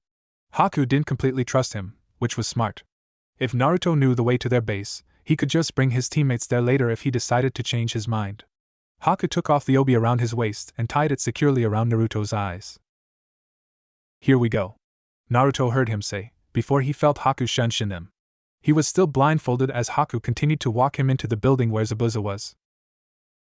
After walking for a bit, Haku stopped and took off the blindfold. They were standing in front of a door. Zabuza-san is right inside. I'm not sure how he will respond to seeing you, so please be careful. Haku warned. Naruto nodded in response. The second Haku opened the door, Zabuza's killing intent started spilling out. Naruto couldn't help it, he briefly smirked. It wasn't every day that you met someone with as malicious a killing intent as yourself. Good job, Haku, you brought me the brat to kill, Zabuza said, glaring at Naruto. Naruto just stared back blankly. Nope. I'm here to heal you and to ask some questions, Naruto responded. Zabuza froze. He looked to Haku in confusion, getting a nod of confirmation. I don't understand, he said, confused. Well, let's just say, you sparked my interest. It's not every day that you meet someone that's similar to you, Naruto replied, still with no emotion in his voice. Zabuza narrowed his eyes and then laughed. Kid, you are nothing like me. What are you, a genin straight out of the academy? So you've got some skill and maybe you surprised me. But you have no idea what you are dealing with. Naruto narrowed his eyes as well. He might have been right about the genin comment but not the rest. Naruto then smirked, before letting loose all of the killing intent he had been holding back. It was a mixture of his and the Kyuubi's even helped by added more of his own, enough so that Naruto's eyes turned red, pupils becoming slits, his whisker marks became darker, his nails longer and sharper, and his body radiated savagery. You are not the only demon in the world, Naruto growled, his voice low and gravely from the power radiating off of him. Zabuza had never felt fear before, but he swore then that the feeling shooting up his spine must have been that. Even Haku seemed to be frozen in place, staring. Just as quickly as the power came, it was gone, leaving a blank-faced Naruto standing there once again, looking at them calmly. So, shall I heal you now while I ask my questions? Naruto asked. Zabuza and Haku seemed to visibly jerk before looking at each other. Alright. Shoot, Zabuza said hesitantly. Naruto approached him and took the seat that was on his left before starting to use his medical ninjutsu on him. He noticed that Haku stayed on the other side of the bed, just watching. Why do you work for someone as weak, Gato? I would figure someone like you would rather slice someone like him in half than work for him. Is it because you need money? Naruto asked, while concentrating his chakra carefully. He didn't look up, but he could feel Haku and Zabuza exchange another look. If you must know, we are using him for his money, Haku answered. Okay. And what do you need the money for? That is our own business, Zabuza gruffly answered. Fair enough. What if I can help you with that? Naruto asked them. They looked at him in shock. What do you mean? Haku asked. Well, I am in need of some eyes and ears, you see. And you guys seem like you could be some of the best out there. I am, unfortunately, not able to go out and gather my own information about what is happening in the other countries, and you are actually the first shinobi outside of my village that I have met, beside the two that attacked us earlier, but, no offense, those guys really aren't up to par. Naruto told them, finishing up on Zabuza. He was definitely getting better with the medical ninjutsu. I would, of course, pay you quite well for your services. I can even give you the locations to some abandoned hideouts that you guys can use. That's it. You just want us to tell you any information that we come across? And you just give us money and places to stay? Zabuza asked in amazement. This was the easiest deal he had ever made. Yup, Naruto replied, sitting back in the chair, crossing his arms and looking at them. Deal, Zabuza said without hesitation. Haku shot his eyes to Zabuza in surprise, before looking at Naruto and giving him another one of his smiles. Thanks. If I pay you in advance, would you mind killing Gato a little ahead of schedule? He's kind of a pain in my ass right now. Zabuza gave a look of sadistic glee. It would be my pleasure. Naruto nodded and handed Zabuza a bag full of money. He looked shocked at how much money was in there. Luckily, since Naruto had never spent the money given to him, he had a lot saved up. Less than he would like, considering his clone had been obsessed with ramen apparently, but more than enough for this deal. A major pain in my ass, Naruto said, smirking evilly back. Zabuza was starting to like this kid. Here's all the hideouts that are empty that you can use, Naruto told them, pulling out a map and marking off a couple of places. And this is so that I can find you to give you payment, and if you need to contact me, you just push some chakra into it, and I'll be there. Naruto pulled out a seal tag and gave it to Haku. The scroll Naruto found in the Hokage's home that had his name on it described how to do some of his dad's most famous jutsu. It also gave evidence that his dad was indeed Namikaze Minato, since he was the one that wrote it. It looked as if it was written just before Naruto's birth in case of his death. Naruto now knew how to do the Hiraishin no Jutsu asterisk that his dad was so famous for. Naruto was just working out the kinks on it now for his own specific use. Traveling to wherever Zabuza and Haku were at the time would be the longest he had traveled using it though, so he hoped it would work. There was also a jutsu called the Rasengan that he was going to start learning once he got back home. How did you find out about all of these hideouts if you were never able to leave Konohagure before? Haku asked him. I had a contact that told me about them. Don't worry, he's a solid source. Naruto didn't tell them that he hadn't heard from this contact in a few years, but he knew that the information would still be current. They both just nodded at him. I should probably head back before my team starts looking for me, Naruto told them, getting up. Oh, and it was a pleasure meeting the two of you, Naruto told them with a bow, before disappearing. How the hell dash? Zabuza asked in confusion. Haku just shrugged his shoulders. They both agreed. Naruto was an odd one, but he was also very fascinating. They were looking forward to their new arrangement. Naruto made it back to Tazuna's residence just in time for dinner. Inari started yelling at Naruto, telling him he should stop being a hero because heroes die, and then started crying. Naruto didn't know why he was yelling at him specifically, but he was becoming a nuisance. Hey kid, I'm no hero, Naruto said, staring at the kid seriously. He was bluffing really well right now, but doing the medical jutsu, followed by the Hiraishin back to where he placed the seal for it in his backpack, had really worn him down. It was the furthest distance he had gone so far, and it made him slightly nauseous, so he was a little cranky. I'm just doing my job. Everybody has a job, a duty, a reason for living. Your grandpa is building this bridge. Your dad was doing whatever he felt was right. Your mom is taking care of you. Maybe one day you'll grow up and get one yourself, Naruto said, giving the kid a glare before leaving the table. Naruto! Sakura yelled after him in shock and anger. Inari stared down at the table dumbfounded, before running off to his room, still crying. Naruto was so exhausted from the day before that he was still asleep when the rest of his team and Tazuna were ready to go to the bridge the next morning. They decided to leave him since something seemed to be bothering him, judging from his attitude the night before, and they didn't feel like getting in the middle of it. They figured he would just catch up when he awoke. An hour later, Naruto awoke, with a jerk, feeling two malicious auras entering the house. He didn't feel any chakra, so they had to be some other sort of assassin. Naruto got up and dressed quickly, before melting into the shadows, to see who was coming. Samurai? Naruto asked the Kyuubi, looking at the two men who were standing over Inari's mom in the kitchen. Looks like it, the Kyuubi confirmed. Naruto could tell that Inari was standing just outside of the kitchen where the two men and his mother were. Naruto wanted to see if Inari would man up and protect his mom, or if he would let her be taken away. He figured that if the kid let his own mother be taken, then he was worthless and beyond help. But if the kid stepped up, Naruto would help out. Just as the samurai were about to leave with Inari's mom, Inari finally came out of hiding, yelling at them. Stop! You can't have her. You'll have to go through me first. Inari charged at them, with all the courage he could muster.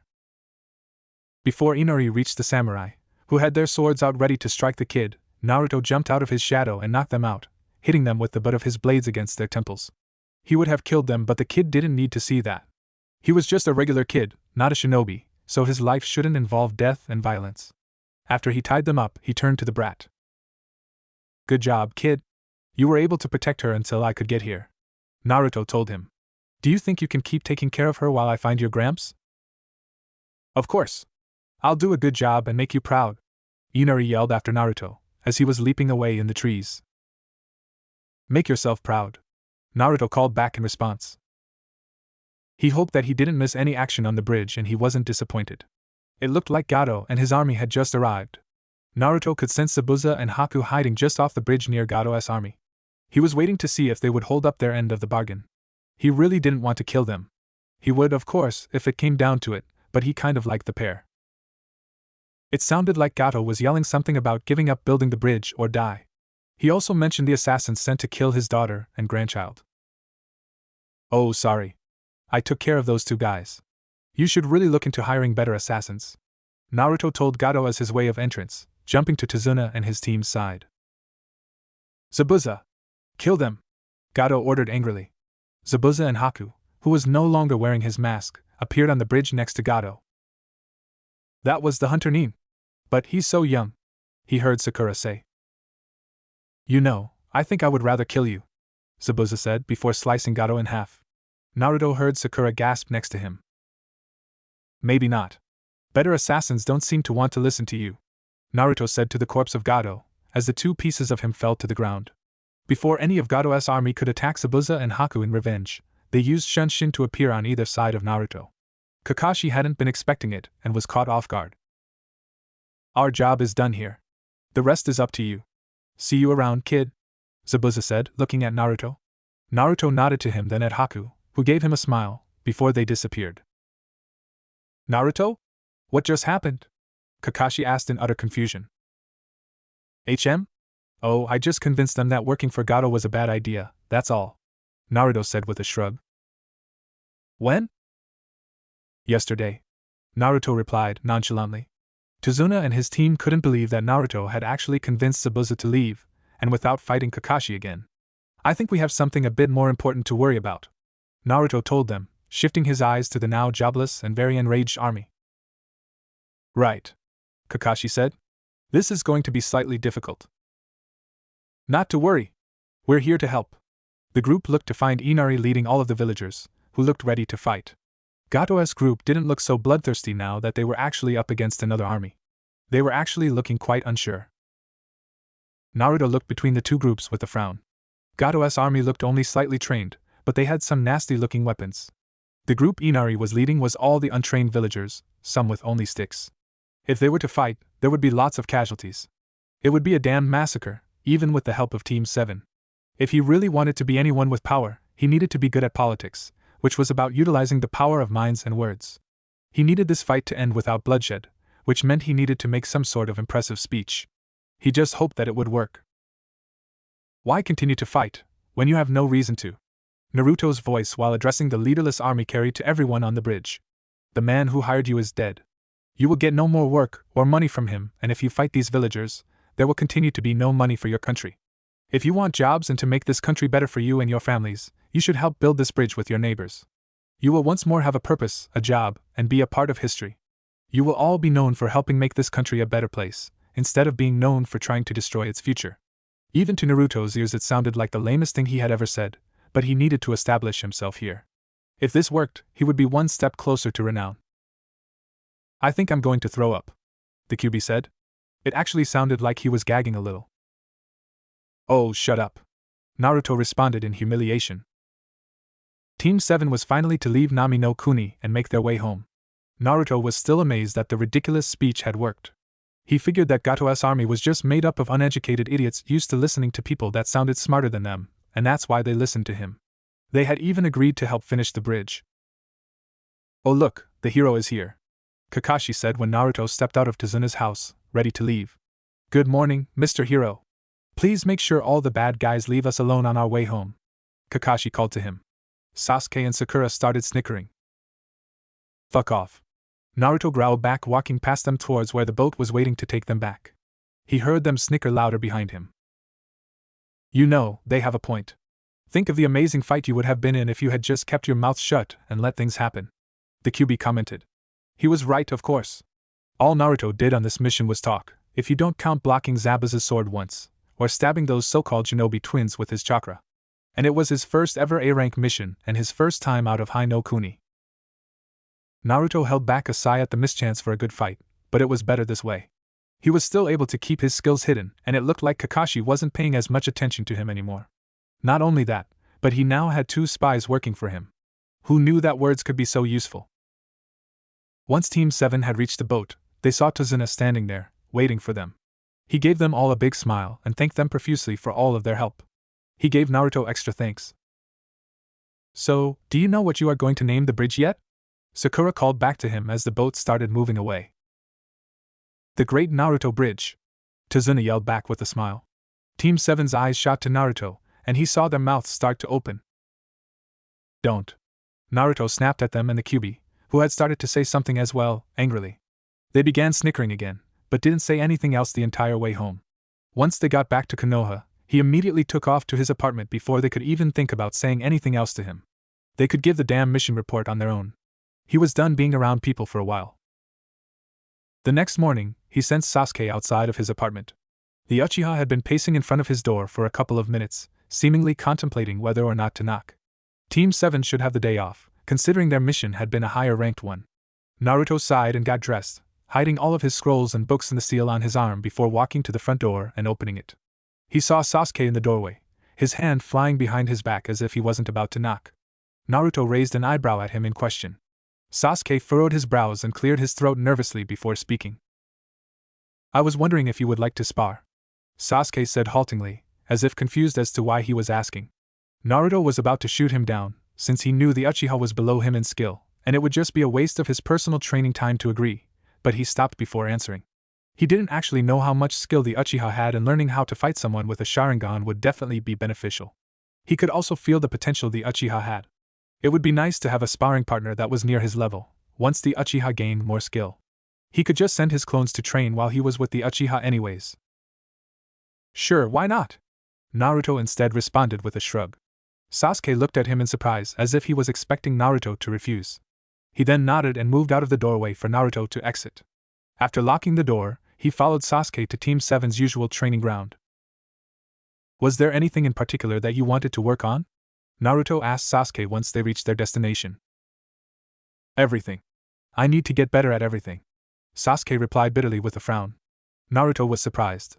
The Uchiha was really serious about getting strong and knew that he was lacking. Why? Naruto asked, actually curious. I am nowhere near close enough to kill that man, Sasuke replied with malice in his voice. Which man? Naruto was confused. Uchiha Itachi. Sasuke said the name with so much venom that Naruto could almost see the hatred coming off of him. Naruto was even more confused. Why Uchiha Itachi? Didn't Sasuke know the truth about his clan? Because he killed your family? Because he massacred my family, Sasuke yelled. Naruto had never seen the Uchiha show so much emotion before, but he didn't miss the spark of madness forming behind his eyes. Do you know why he did it? Naruto asked, keeping his voice as calm as possible in order to not set off the Uchiha. Because he's insane. Sasuke was still yelling angrily. Do you really think that's the case? You grew up with him, didn't you? You're his brother, so you knew him better than anyone. Think back. Did he really seem insane to you? Naruto knew that Itachi had been forced to kill his clan, but he wasn't about to tell the truth to Sasuke. He doubted the Uchiha would even listen to him. He needed to find out the truth for himself. That comment actually gave Sasuke pause and the anger lessened to be replaced with confusion. Sasuke stuttered, not really sure what to think. Think back to before what happened. What was your brother like? What was his reputation? How did he seem? Naruto asked calmly. He was always so nice to me. He was always so busy, doing missions, but he always made time to spend with me. Sasuke replied quietly, a far-off look in his eyes. Everyone called him a prodigy. They said he was one of the best shinobi in Konoha. And the rest of your family? What were they like? Did you notice anything strange about them? Naruto asked. Sasuke's eyes shot back to Naruto, with a sharp look in them. When he saw Naruto's blank face and calm demeanor, his anger dissipated and a thoughtful look came over his face. My mother was very kind and loving, but the rest of the family was very secretive and focused on power. They would have a lot of meetings that I was not allowed to attend. My father was usually pretty cold to me, but he was really focused on Itachi. At some point, he and Itachi had some sort of falling out, and they stopped talking. Then my father started giving me attention, telling me not to be like Itachi. Sasuke then remembered a time when he had overheard an argument between Itachi and his father, where his father accused Itachi of being more dedicated to Konoha than the Uchihas, as if they were separate. Naruto could see the myriad of emotions and thoughts on Sasuke's face, ending again with confusion. I don't understand, Sasuke finally said. I don't know what to believe anymore. Well, Itachi obviously left you alive for some reason. How about instead of trying to kill your brother, you have him tell you the truth? Naruto suggested. That's what he would want, if he was in the Uchiha's position. He saw Sasuke frown, then nod, looking back up at Naruto with a look of determination. You're right. I've been so focused on getting revenge that I didn't even stop to think why Itachi did it. But I do want to know. Right. And in order to do that, you need to get stronger, so that you can face your brother. Naruto finished for him. Sasuke nodded, feeling a bit odd. For so many years, he had been harboring this hate and vengeance within him, that it felt strange for it to be gone. Naruto knew about the madness that threatened all the Uchiha, so he knew that even if it had currently left Sasuke, that didn't mean it couldn't return in some other form. Look at you, talking again instead of fighting. If I didn't know you were actually strong, I would say that you use words to hide your lack of skill. The Kyuubi mocked. He was, in truth, amazed at his Jinchuriki's ability to control people by just speaking to them. It didn't look like the kid realized it, but that was a rare and incredibly powerful ability. Naruto ignored the Kyuubi and focused on Sasuke. The Uchiha was looking anywhere but at him and looked exhausted. He supposed that it was a lot for the Uchiha to take in, believing something for years then finding out that it may not be true. It didn't look like he was up for that spar he had wanted before. How about we get something to eat? Naruto didn't know why he asked, but he had a feeling that the Uchiha didn't want to talk anymore, yet didn't want to be alone either. Sasuke just nodded his head. Naruto remembered seeing packets of dango in Sasuke's bag on their way to Mizuno-kuni, so he led Sasuke to a dango stand figuring he must like them. Once they had taken a seat at the bar, he had Sasuke order whatever he wanted. Naruto refrained from getting anything himself, noticing the glares he was getting from the people behind the counter and not wanting to have food that they would undoubtedly mess with. After their order had been taken, Sasuke turned to Naruto in confusion. Why didn't you get anything? He asked. I ate already. Naruto replied with a shrug. Sasuke frowned and looked around the shop. He noticed the glares people were sending Naruto's way, some people even getting up and leaving. He even noticed the shop owner glaring at Naruto, after placing Sasuke's order in front of him. So this is what you meant earlier? Sasuke asked him, referring to when Naruto's clone had told them about the villagers not liking him. Naruto just tilted his head in agreement. Did you not order anything because they would do something to your food? Does this always happen? Naruto didn't respond, instead just placing his elbow on the counter and resting his head on his hand, looking at the ceiling. Sasuke was starting to get angry. Naruto said it had something to do with his birth, so it wasn't anything he could have stopped or anything he did personally. Sasuke opened his mouth, ready to berate the people in the shop, when he was interrupted. Naruto, Sasuke, what are you two doing here? Sasuke turned around and Naruto shifted his eyes slightly to see the three people who entered the shop behind them. Naruto saw that the three were around the same age as him and wearing hitai. The one that called to them was a male with medium-length brown hair tied up into a high ponytail. HN, Sasuke replied, annoyed at getting interrupted. Naruto didn't reply since it was obvious what they were doing there, so it had to be a rhetorical question. I'm amazed to see you two together without there being a fight. Are you two trying to get along now that you're on the same team? The same male asked, taking a seat next to Naruto. The female in the group took a seat next to Sasuke and started flipping her long blonde hair that was also tied up in a high ponytail over her shoulder, in what Naruto figured to be a flirtatious manner, towards Sasuke while shooting a glare at Naruto. Naruto saw Sasuke frown in annoyance at his still untouched food in front of him. The other large brown-haired male of the group took the seat on the other side of the ponytailed male. Naruto figured that perhaps they were friends of his clones since they seemed comfortable with him, except for the blonde. I think we get along pretty well, Naruto told them with a shrug. The three stared at him in shock, before looking in question at Sasuke, who just grunted in agreement. Wow, Naruto. Being a genin really made you grow up a lot, didn't it, Shika? The large male said in awe. Naruto turned to look at him, catching the look of confused contemplation on the ponytailed male's face. That it did, Choji, he replied, eyes narrowed. Ah, so this was the new Ino Shikacho team. Naruto had to be careful. He could see the intelligence in the Naruto's eyes, and the way he was looking at Naruto was making him slightly nervous. This kid was smart, and probably already figured out that Naruto was acting too differently from before for it to be just from becoming a genin. Come on, Naruto. I'm not hungry anyways, Sasuke said, leaving some money on the counter and getting off his stool. Naruto followed him out. He could feel the eyes of the Nara intently on him as they left. He had a feeling he would be seeing him again very soon. After leaving the shop, Naruto followed Sasuke back to their usual training ground. It seemed that the Uchiha got the fight back into him because for the rest of the morning, into most of the evening, they began training.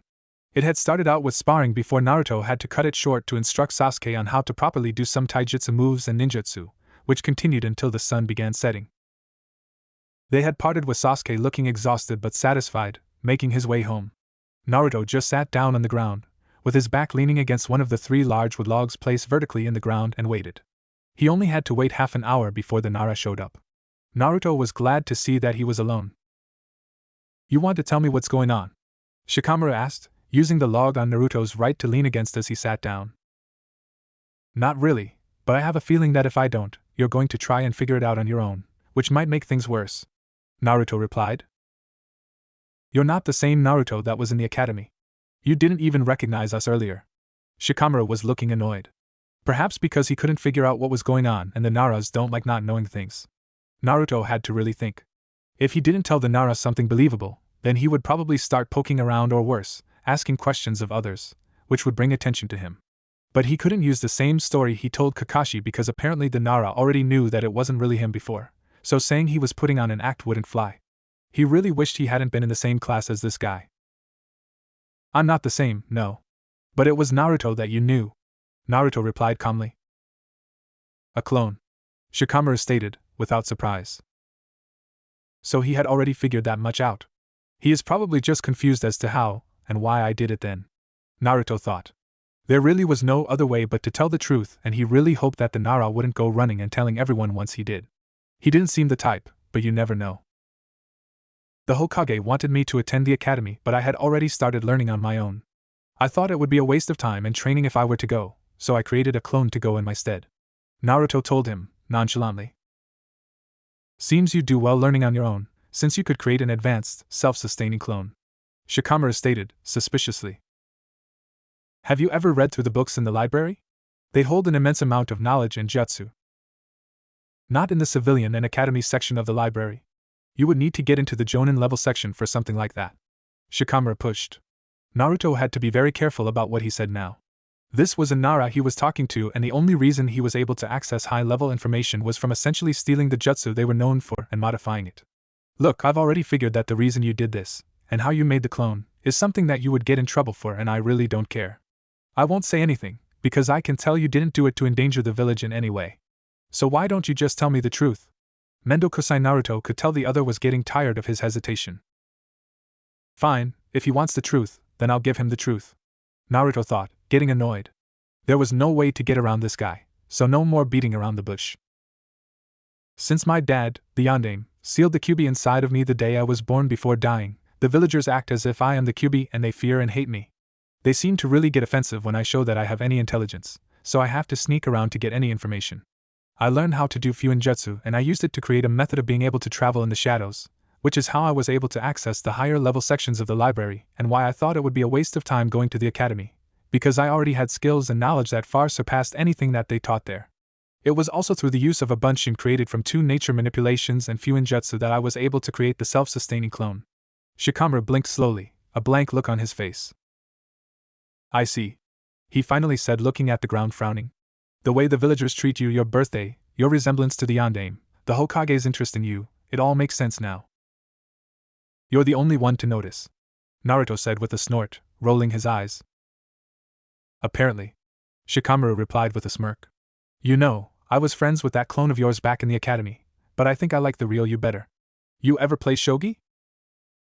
"Nope, though I've read how to," Naruto responded with his own smirk. "We should play some time. I have a feeling that you would actually be a challenge," Shikamaru told him. Naruto's smirk grew wider, and he nodded. "Then you can tell me how you were able to create that method to travel in shadows." Naruto's smirk vanished as he watched Shikamaru get up and leave the training ground. Naruto had interacted with others more than he was comfortable with this particular day, but there was still one other person he had to speak with. In fact, it was the only person he had intended to meet that day. He had initially wanted to go into the forest and train with the clones until the evening, then go visit the Hokage, but Sasuke showing up had really messed up his schedule. So Naruto begrudgingly made his way to the Hokage tower.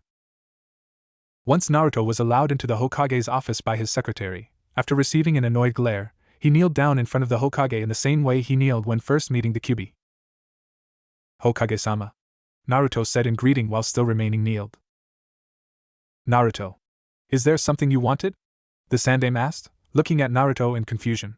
When Naruto was in the academy, he used to come and visit him all the time and he would never refer to him as anything other than Gigi. He had looked at Naruto as if he was another grandchild, since he acted as if he was. After Naruto had become a genin, he seemed to have changed and withdrawn from the Sandaime. He would not admit it out loud, but he missed having Naruto around. He used to actually look forward to Naruto's visits. Naruto did not say anything, only slightly cocked his head to the side.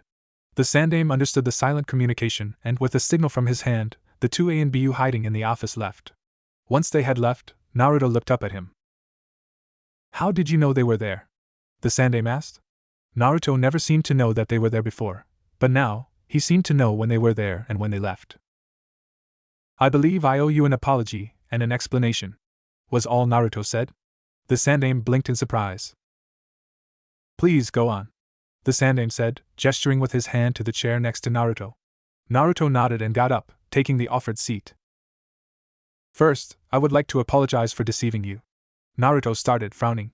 The Sandaime's eyes widened and he opened his mouth to say something, but was cut off by Naruto raising a hand.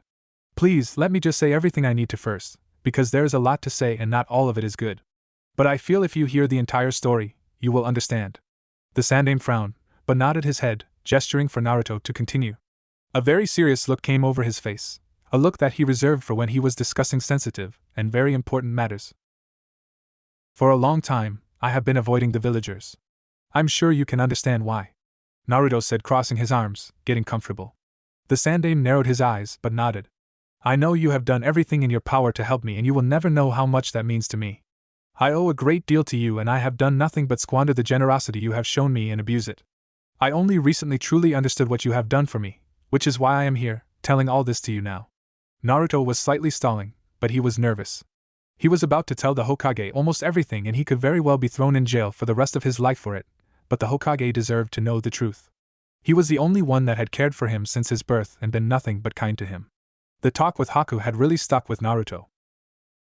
So Naruto started from the beginning and told him everything he had done. He made sure to leave off some of the techniques he had learned, not feeling it necessary to disclose everything. By the time Naruto had finished his story, there were only a few hours left until dawn. The Sandaime had been silent the entire time, completely focused on what Naruto was saying, resting his chin on his hands, elbows on his desk. He sat there for a few minutes longer, and Naruto determined he must be deciding what exactly he was going to do. He could understand the Hokage's dilemma. Naruto had just essentially told him that he was a danger to the entire village.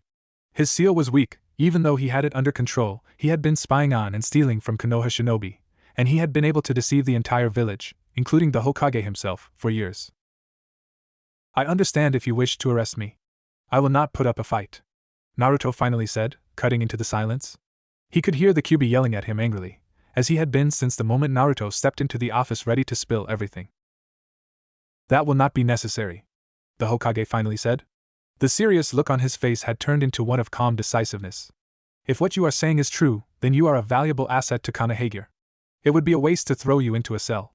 You would make an excellent ANBU. But before you could, you must first become a Chunin, which means I will have to enter your team into the upcoming exam." Naruto was doing his best to conceal his surprise, but he was sure his eyes had widened just a fraction. He thought he was going to get punished, but it looked like the Hokage was going to ignore everything and actually try to promote him. "Hokage-sama, you're not angry?" Naruto asked in confusion. "No. You were correct. Hearing the entire story made me understand.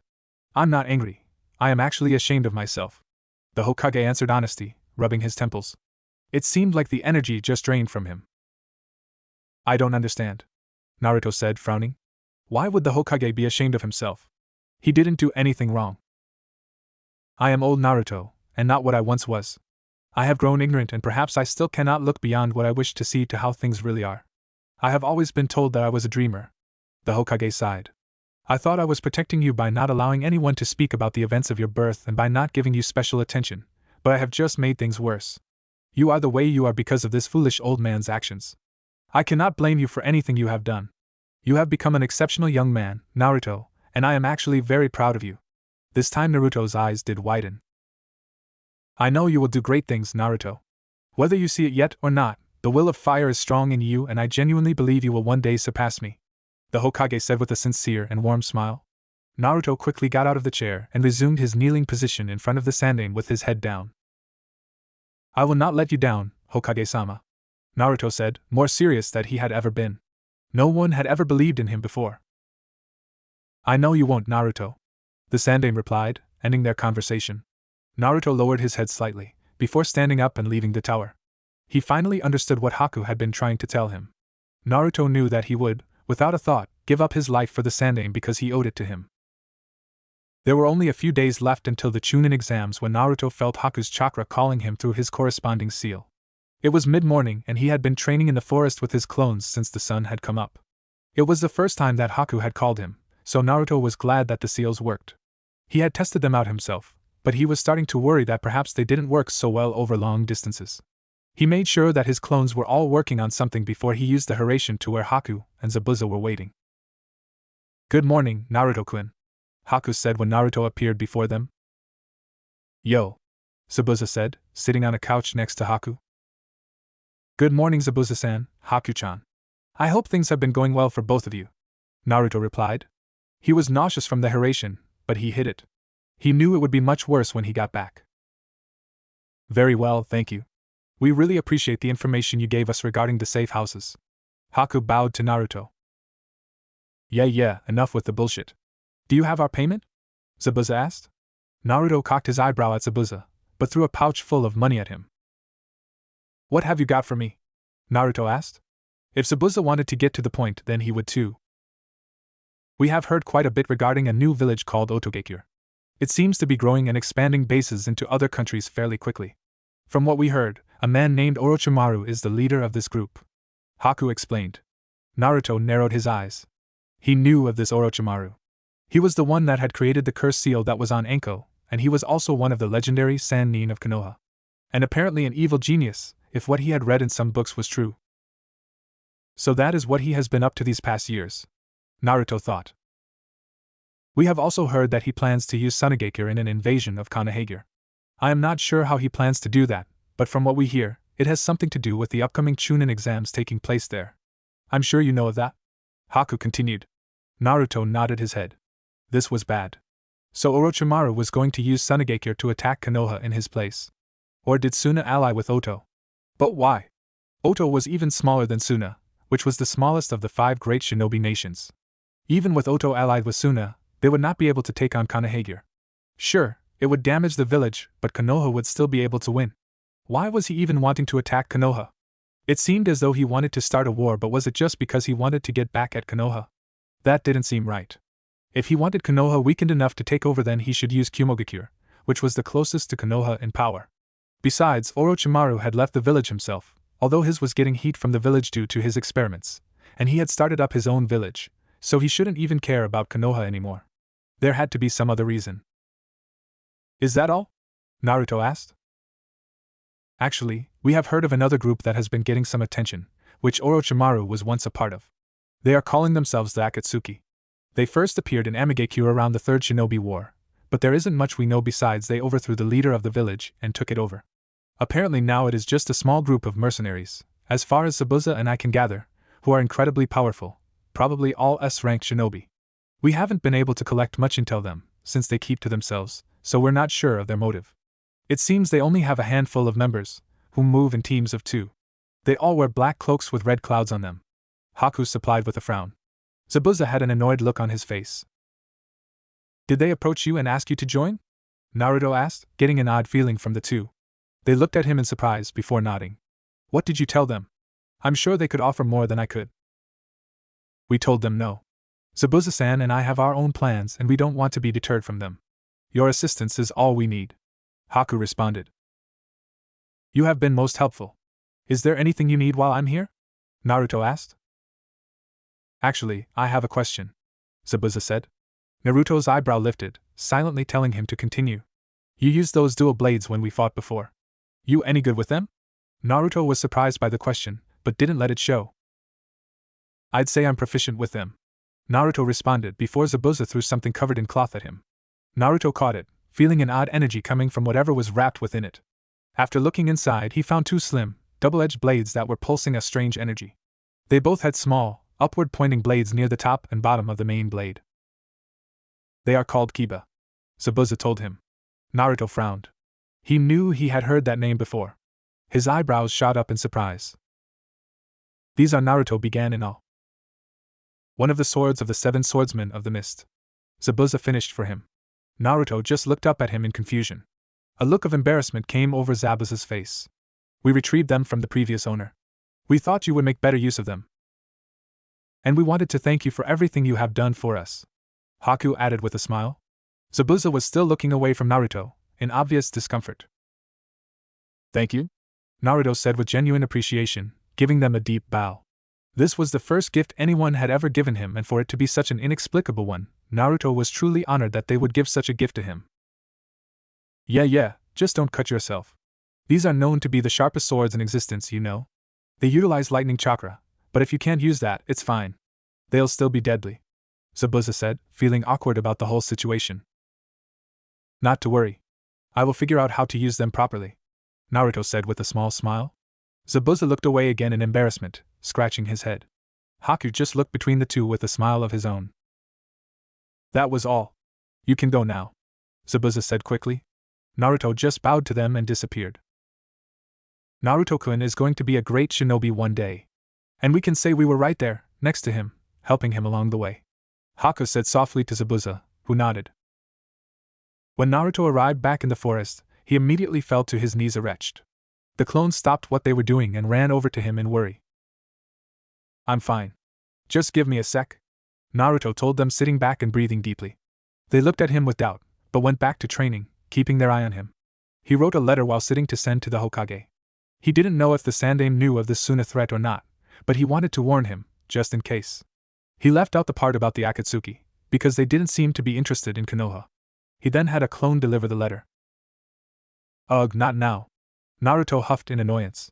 The barrier seal on his apartment just went off, letting him know that Sakura was there, about to knock on his door. He was getting awfully popular lately. I can go, one of his clones offered. It'll just get worse if you use it again. It's fine. I'll go. You guys continue training. I need to get used to it anyway, Naruto said with a sigh, getting up slowly. He used the Hiraishin to get into his apartment. Once there, he fell to his knees again but held back the wretch. He could hear Sakura still knocking at the door. He took a deep breath, stood up, and composed himself while he slowly made his way to the door. Hello, Sakura-san, Naruto said after opening the door. It looked like she had just turned and was starting to leave. Oh, I thought you weren't home, Sakura said with a blush. Can I help you with something? Naruto asked her. Well, actually, can I come inside? Sakura asked awkwardly. Naruto didn't respond, just opened the door wider and moved out of the way, inviting her in. Would you like some tea? He asked her, having read that when guests come over it was polite to offer tea, as she closed the door behind her. She was looking around his apartment curiously. It was devoid of everything but some old-looking furniture and was impeccably clean. Sakura didn't know why, but she thought it would be messier. Yes, please, she answered with an awkward smile, making her way to the couch and sitting down while still looking around. Naruto moved to the kitchen and put some water in a pot. His stove was old and took almost 10 minutes to boil water, so instead of using it he concentrated some fire into his hand and heated the water quickly. He poured the water into 2 cups that were chipped and mismatched and added the tea. He set her tea on the coffee table in front of her and took a seat on the opposite end of the couch. That was quick, she said in surprise. Naruto just shrugged in reply, sipping his tea gently, waiting for her to explain why she was here. He was glad for the tea, since it began to alleviate his nausea. Sakura picked up her cup and held it nervously in her hands. I know you've been training with Sasuke. I can tell whenever we get together as a team to train that he has gotten so much stronger lately. I feel like I'm so far behind you too. I don't want to hold you guys back, but I don't know what to do. I'm just so weak. Sakura's eyes started to water as she looked into her teacup, hands tightening around it. Naruto was quiet for a moment, not sure how, or if he even wanted to, console her. He didn't know why she decided to come to him, but just as with Sasuke, Sakura was part of his team and he acknowledged those that realized they were weak but wanted to get stronger. Naruto knew that Kakashi didn't know how to train Sakura, so she was usually left on her own when they all trained together. He did feel bad that Sakura wasn't able to get stronger. She needed someone to teach her, but her parents were civilians, and her sensei paid more attention to Naruto and Sasuke than her. I can probably help you out, Naruto said slowly. He was the only one that he knew of that could train her, and she desperately needed training. You can? Really? Sakura asked in excitement, looking at him with her eyes still watery. Naruto nodded in reply. Can I train with you and Sasuke? Naruto cocked his head to the side. Our type of training would not work with you. I have to teach you separately, he told her. Her excitement diminished. Why? She asked dejectedly. Sasuke's natural abilities allow for him to excel in ninjutsu and taijutsu. You have excellent chakra control, so I think your focus should be medical ninjutsu and genjutsu, Naruto told her thoughtfully. Sakura looked at him in surprise. You really think I could be good at those? She asked. She had never even thought about doing any other type of jutsu before. She supposed it was because all Team 7 ever worked on was ninjutsu and taijutsu, so she thought that was what she was supposed to be doing. Naruto nodded. But are they really useful? They seem more defensive. We didn't even learn any of those in the academy, and I don't know anyone that does medical ninjutsu besides the nurses in the hospital, and I only know of Kurenai-sensei as a genjutsu user, she said, unsure. They are more defensive, but you could use them offensively too. And our team is not very well rounded the way it is. Think about the other teams compared to ours. They all have strengths and weaknesses, but each of the other teammates pick up where one lacks. Sasuke and I are the powerhouses, and Kakashi was trying to train you to be one too. But there are ways to counteract straight ninjutsu and taijutsu even if you are masters in them, Naruto explained to her. Sakura was looking into her tea with a frown. You're right. We don't know anything but ninjutsu and taijutsu.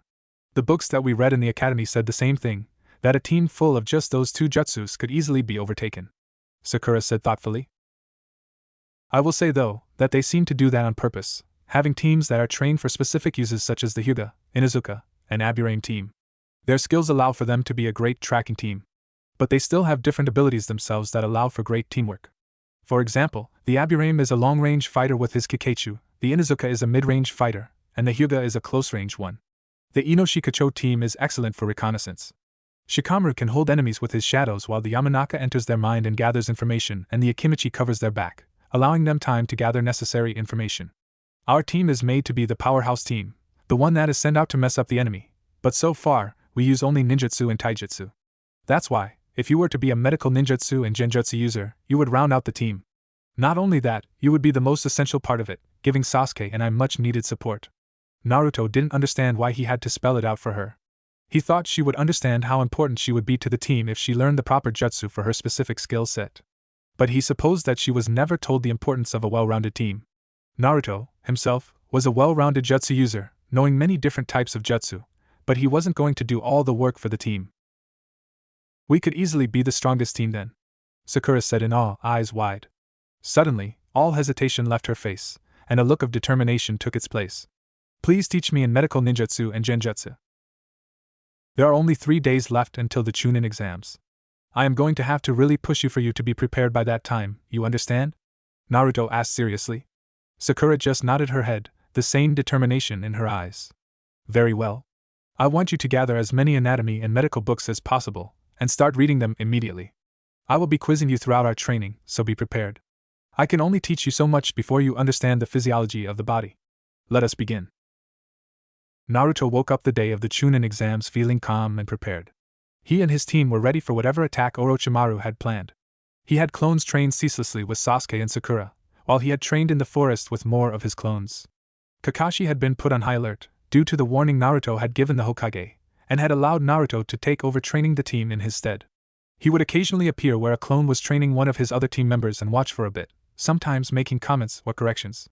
His help was appreciated when he was training Sakura in genjutsu, because Naruto was still not that great at it, though helping Sakura was helping him with it as well. He got dressed and left his apartment, finding Sasuke and Sakura waiting for him downstairs. At some point, Sasuke, Sakura, and even Kakashi had all agreed that Naruto was the unofficial leader of their team without consulting him, but it didn't bother him so much. They began walking towards the building housing the first part of their exams. Naruto had spied on some lower-level jonin and found out that the exam would be in 3 parts and told his team, so that they would be prepared. Halfway to the building, they found Kakashi waiting for them. He gave them a proud smile while accompanying them the rest of the way there and into the building. All of the Rookie 9 will be partaking in this exam, but don't let that affect your feelings if you have to fight them. Just give it all you've got. Make me proud, kids, Kakashi told them, after escorting them as far as he could. Sasuke and Sakura gave him a confident nod, while Naruto shared a look with Kakashi, silently telling him he would keep an eye out on the other contestants, and they walked the rest of the way down the hallway towards the room they were supposed to go to. Once they reached the second floor, they found a crowd of people waiting outside the door to a room. Naruto frowned and moved forward into the crowd to see what was happening, Sasuke and Sakura following behind him. There they found two Konoha shinobi blocking the doorway, which had the number 301 on it, knocking back any shinobi that tried to pass. Naruto lifted his eyebrow and gave a look to Sasuke and Sakura, who both noticed the genjutsu around the number. They looked back at him, silently letting him take the lead. Naruto just shrugged and led his team past the crowd towards the stairs to get to the third floor, where the real room 301 was. He didn't see any real threat there, and he figured that the two Chunin that were disguising themselves as genin and messing with the others were just there to look out for potential threats. "Hey! You're one of the rookie teams. Where do you think you're going?" A girl with dark brown hair pulled into two buns and a Konoha Hittite yelled at them. Team 7 turned around to look at her, and saw that everyone there was now looking at them.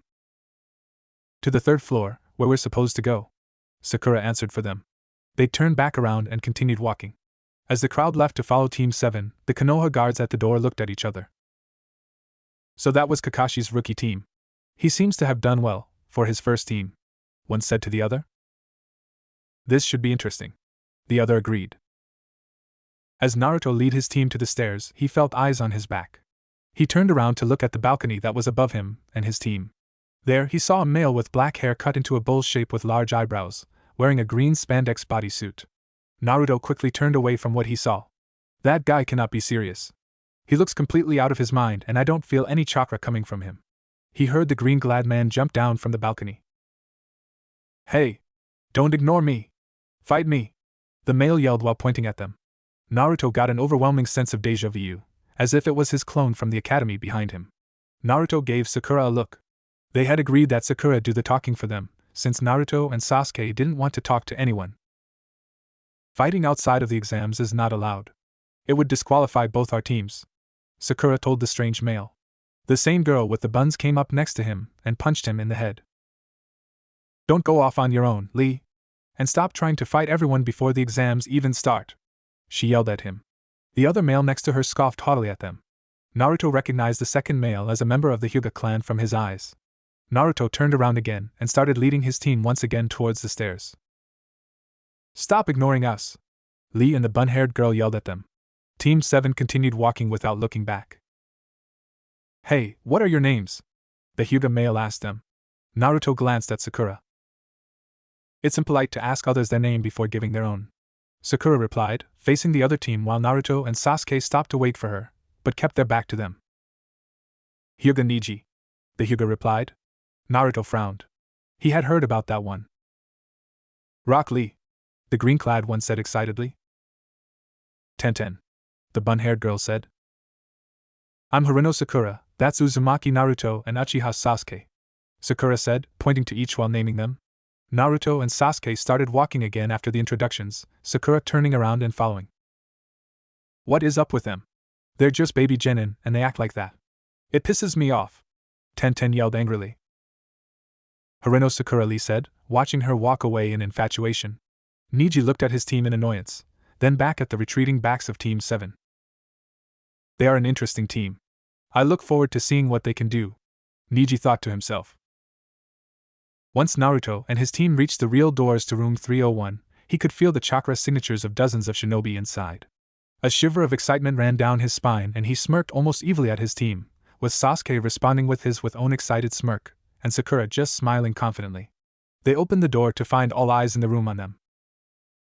Naruto ignored everyone, keeping the bored look on his face that he had reverted to once the doors started opening, and led his team towards where Shikamaru and his team were waiting, keeping his eyes open for potential threats. "Yo," Shikamaru said with a smile, raising a hand in greeting. Naruto nodded back his own greeting.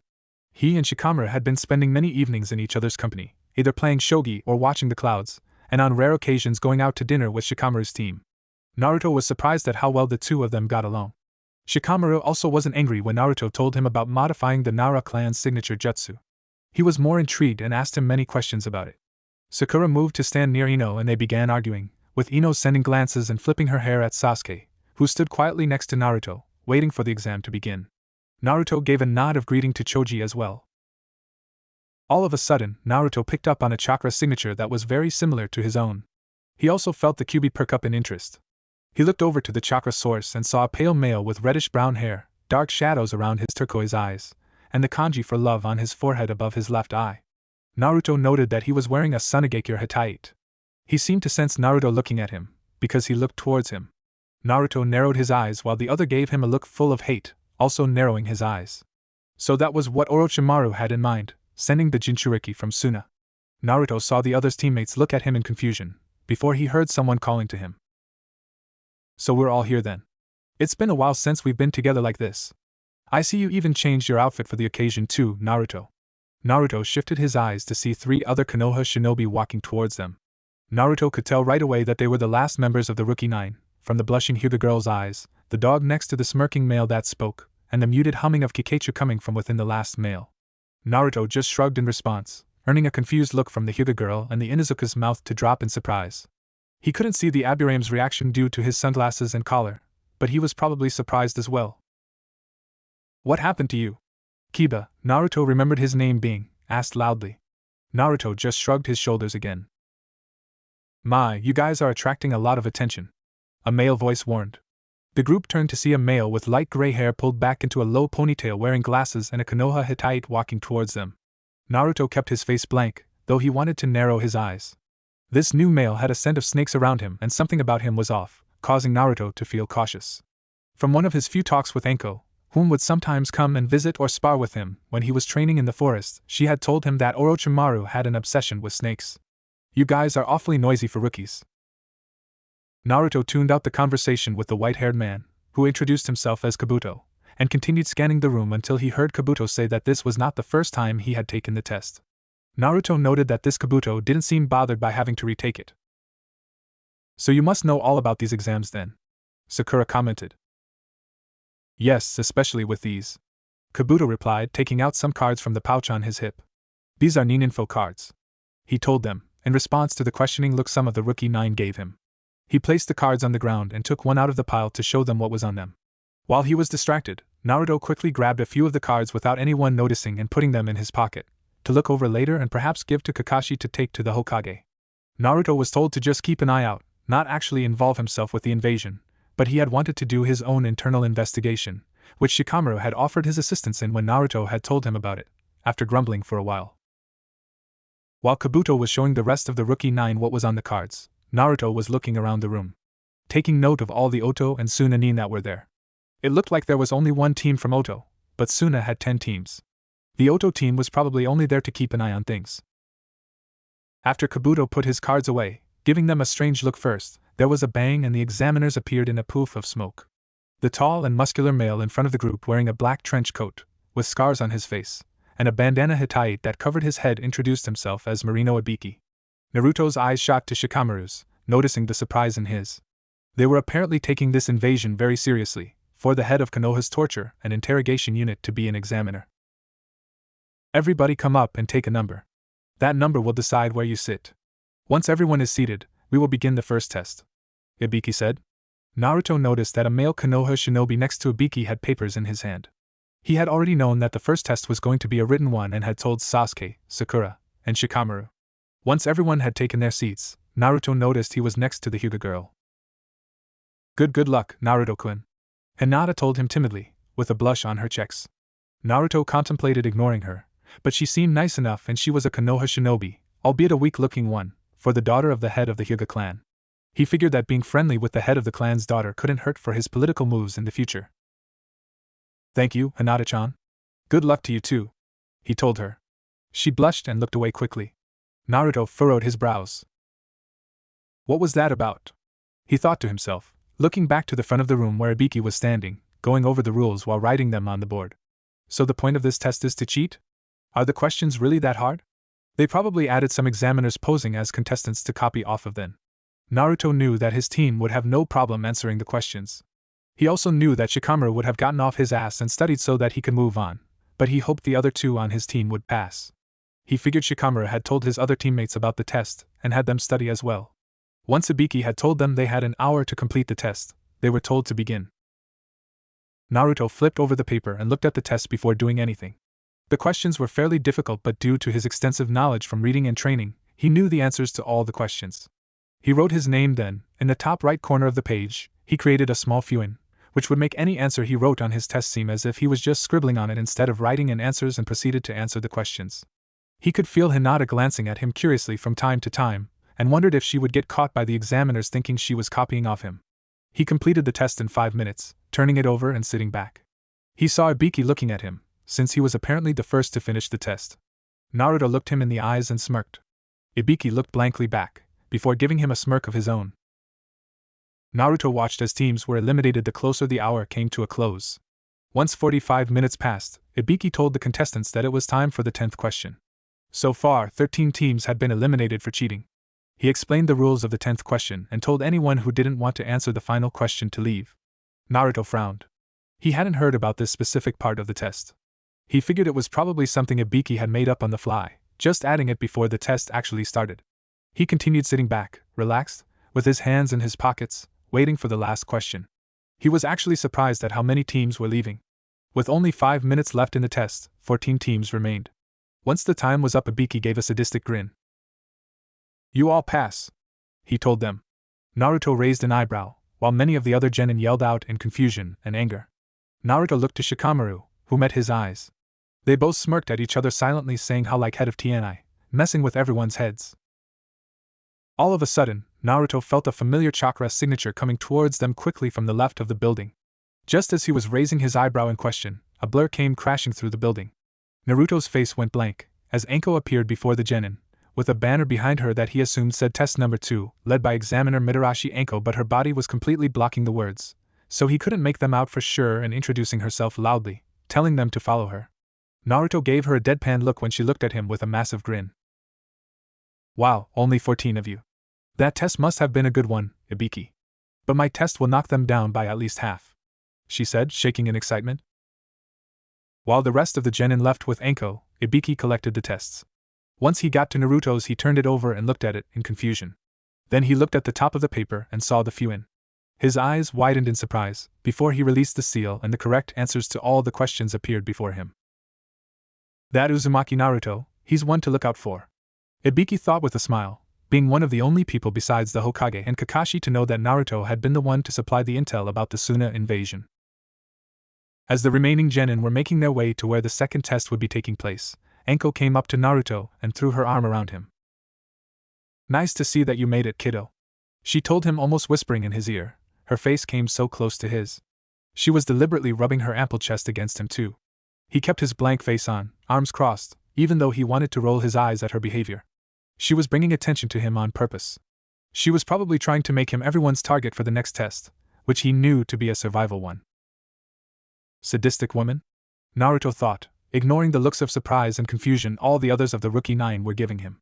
He realized that she was leading everyone to the forest of death. He looked at her, raising his eyebrow in question, before she winked back and let go of him to stand in front of the group to explain the second test. Once she had let him go, Naruto got a strong scent of snakes and looked at the remaining teams. There was one team that he hadn't noticed before, each with a straw hat and a purple rope tied around them. Naruto's eyes fell on the one that had long hair and blank eyes. The snake smell was the strongest from that one. In fact, that male smelled like a snake, not just having the scent of snakes around him, like the others. Naruto's eyes narrowed and he looked at Shikamaru, catching his attention. He shifted his eyes towards the long-haired male with a dark look. He saw Shikamaru follow his gaze and silently asked him if he was sure. Naruto just barely moved his head in a nod. A serious look came over Shikamaru's face and he sighed.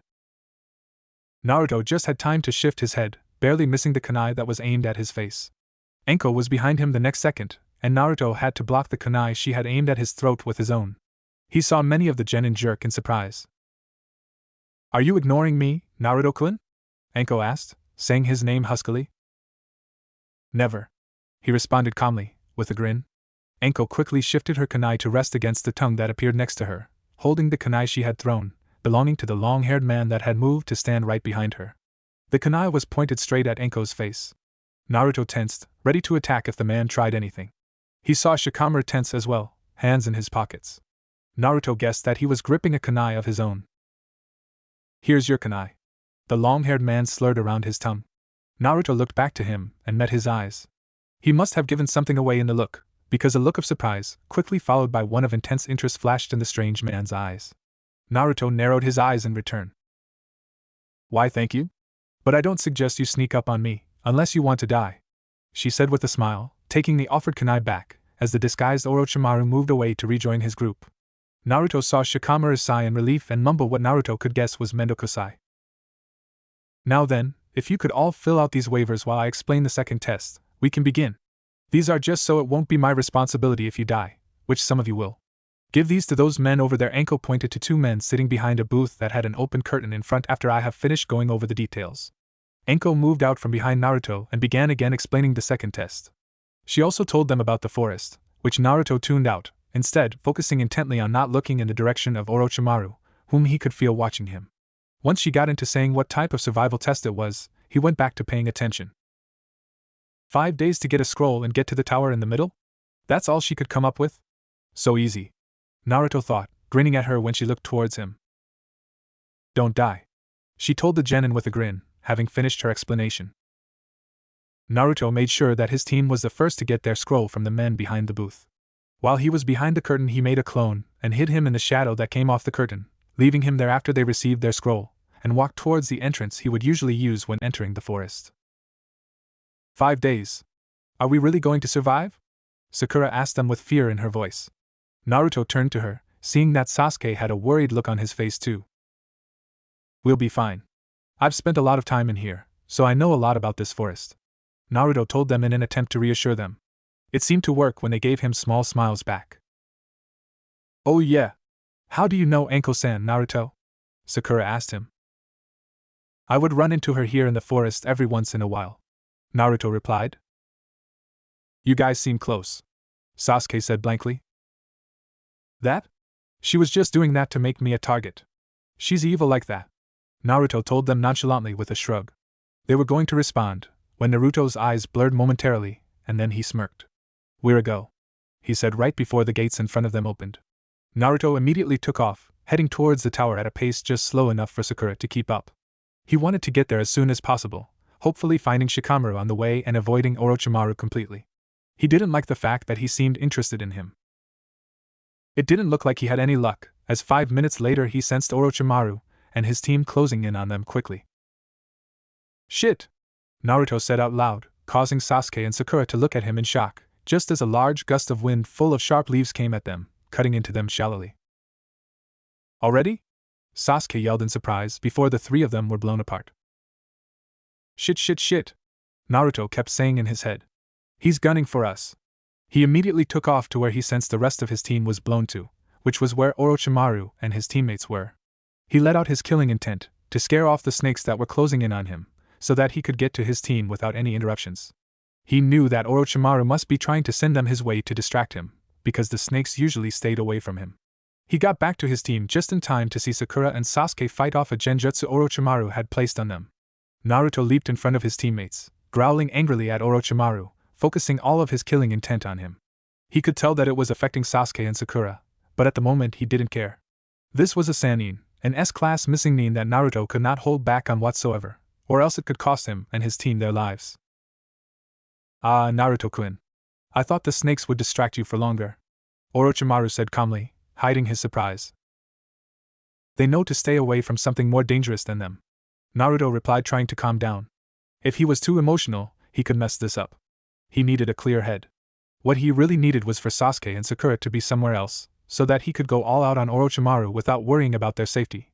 But that wasn't going to happen, so he had to think quickly on his feet. Naruto saw Orochimaru give a signal for his two teammates to attack him. He was able to unseal his dual blades in time to block their kunai. He hadn't yet mastered the Kiba, so he wasn't going to use them and potentially have them go out of control and blast apart the forest, as he knew they could. He knew that Orochimaru was trying to distract him, which made him realize something. He's trying to get me away from my teammates, but why? There's nothing from Sakura that he would want, and Sasuke, Naruto yelled inside his head. Of course. Is it the Sharingan? Naruto ground his teeth together and shoved the two Otonin away from him while he released his weight seals, which were on the second level, and threw off his trench coat for optimum mobility and speed. He was regretting not saying anything earlier, but if he had told Anko who Orochimaru was, she would have immediately gone all out on him, and there would definitely be casualties among the genin teams.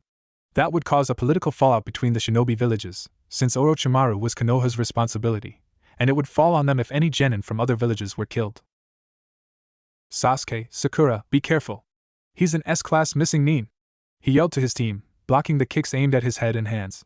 He needed to finish with these two quickly, before Orochimaru could do anything to his teammates, and he could only do that by not holding back. Naruto spun in a circle, blades extended, just barely missing slashing the two shinobi in the chest and forcing them to jump further away from his team, into the surrounding forest. He leapt in the trees, following them, and made the bird seal with one hand. Doton, Doriyuso, asterisk he called, as the ground under and around the two shinobi shot up in spikes. One spike was able to impale the arm of one of the nin.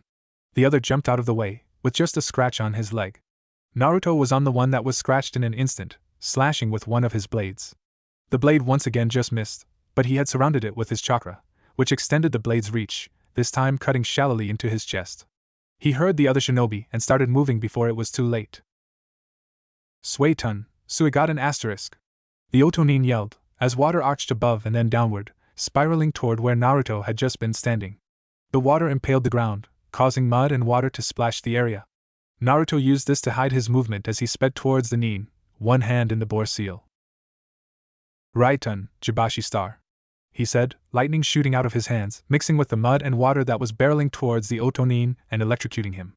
Naruto heard him scream out, and continued going forward, finishing him off by slashing him in half through the stomach with his blades.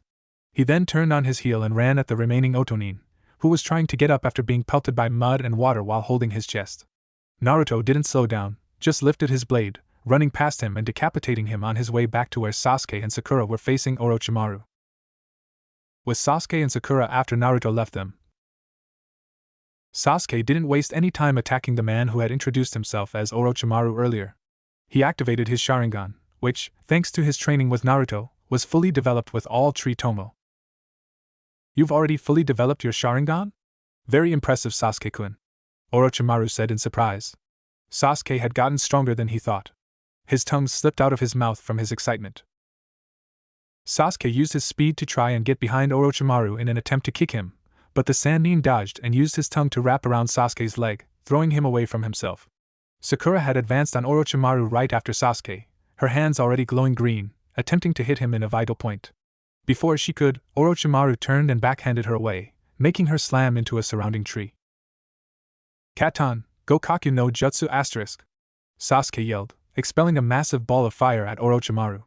He dodged, causing the tree he was standing in front of to explode with wood shrapnel flying in all directions and landed on a branch of the tree across from the one Sasuke was on. Sakura had recovered and jumped onto the branch next to Sasuke.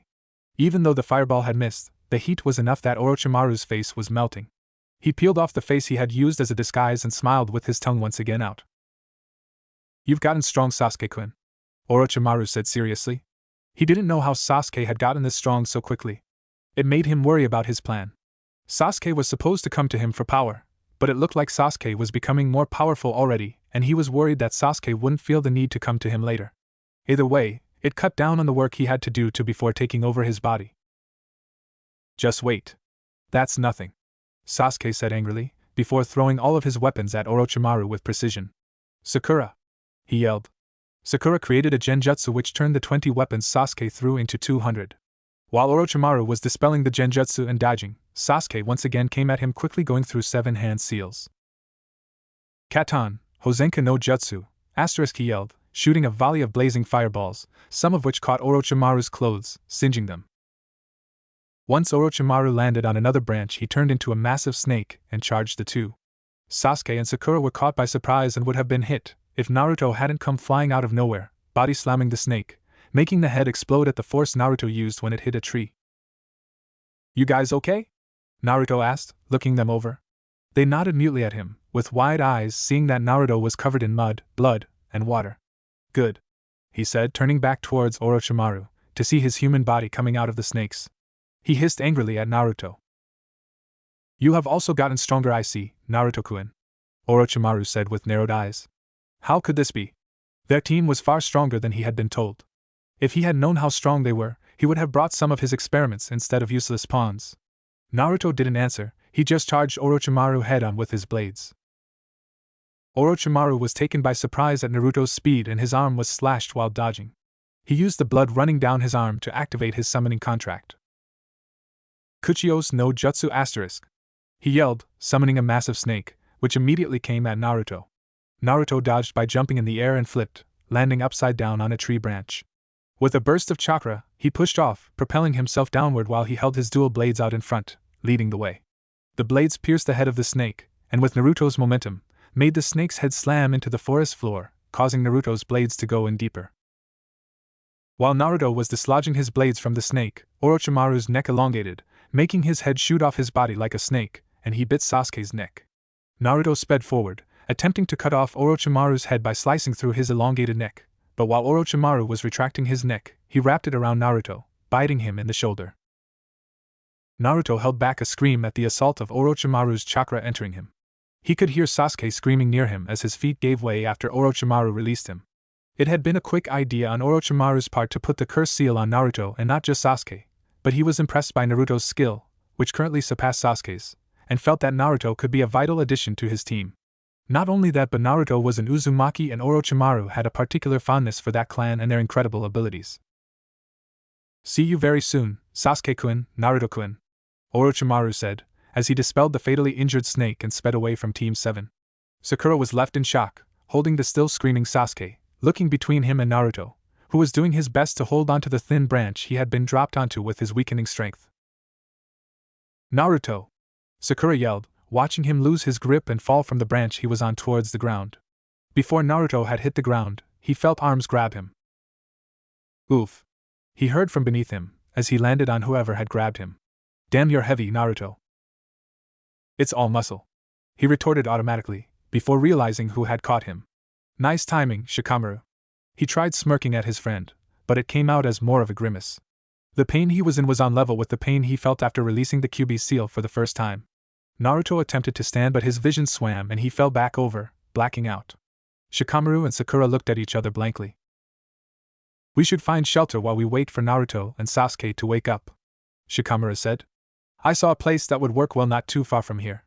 Sakura nodded and helped him lift Naruto. While Shikamaru and Sakura carried Naruto between them, and Choji carried Sasuke on his back, Ino was assigned to pick up Naruto and Sasuke's things. "What the hell does he have in here?" Ino exclaimed, after picking up Naruto's coat. It looked like she was struggling with the weight. "He's worse than a woman with all the shit he carries on him." "It's called being prepared for anything, Ino," Shikamaru replied with a sigh. "Something you could learn from. Could you please keep your voice down? We don't know who or what else is out there. We don't want to attract attention, especially now." They were in serious trouble if they had to get into a fight. Their two main heavy hitters were out, which only left Choji, who didn't have the speed that Sasuke did, nor the chakra or stamina that Naruto had. Ino wasn't much for fighting, and Shikamaru would be the first to admit that he was more a tactician than a fighter. Sakura had gotten strong enough to be great backup, but that would leave just her and Choji defending their group. They found shelter under a tree with roots that created a caver under them. While they were moving Naruto and Sasuke into the cave, they noticed signs that the cave had been previously used. "Do you think another team was here? Will they be back?" Choji asked nervously, placing Sasuke on the ground just a bit more roughly than necessary. He still hadn't gotten over the comment about fat people not making good shinobi that Sasuke had made back when they were all at the academy. "I think we'll be fine," Shikamaru responded calmly. He watched Sakura and Ino fussing over the Uchiha, while he laid Naruto down. "We need to make watch teams. Choji and I will be first watch. We'll also set up some traps.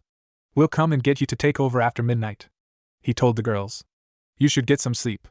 Come on, Choji." The sun was just starting to go down when they exited the cave and quickly made some traps around their area. "What's going on?" Shikamaru heard Choji ask, either to himself, or nobody in particular. "Wish I knew," he answered him, sounding annoyed. Naruto felt cold, and wherever he was, it was dark. He knew something was wrong, but he couldn't quite figure out what it was. The more he fought the darkness, the more he became aware. He was in his subconscious, he could feel it. But something was wrong. He could just barely feel his chakra, like something was trying to block it. The more he focused, the more chakra he could feel, until he was finally able to access it. Naruto pushed his chakra throughout his body, and it was as if a bright light was lit. He was fully aware, and his memory was back. He could feel the Kyuubi, but there was something else here with him. He was in a small, empty room made of cement, the room he created for anyone that tried to break through into his mind. In the corner of the room was a small white snake. "Let me in, Naruto-kun. I can give you all the power you ever wanted.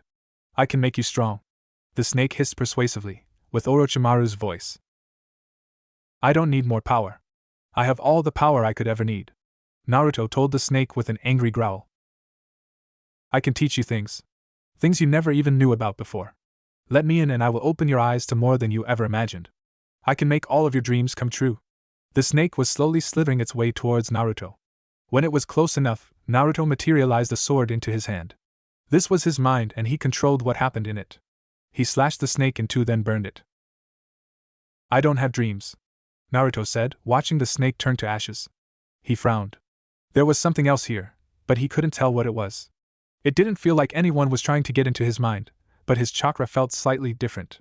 He looked around the room thoroughly, but couldn't find anything else in it. Naruto then closed his eyes, and when he opened them again he was standing in front of the Kyuubi's cage. "Damn snake! How dare he try and control you?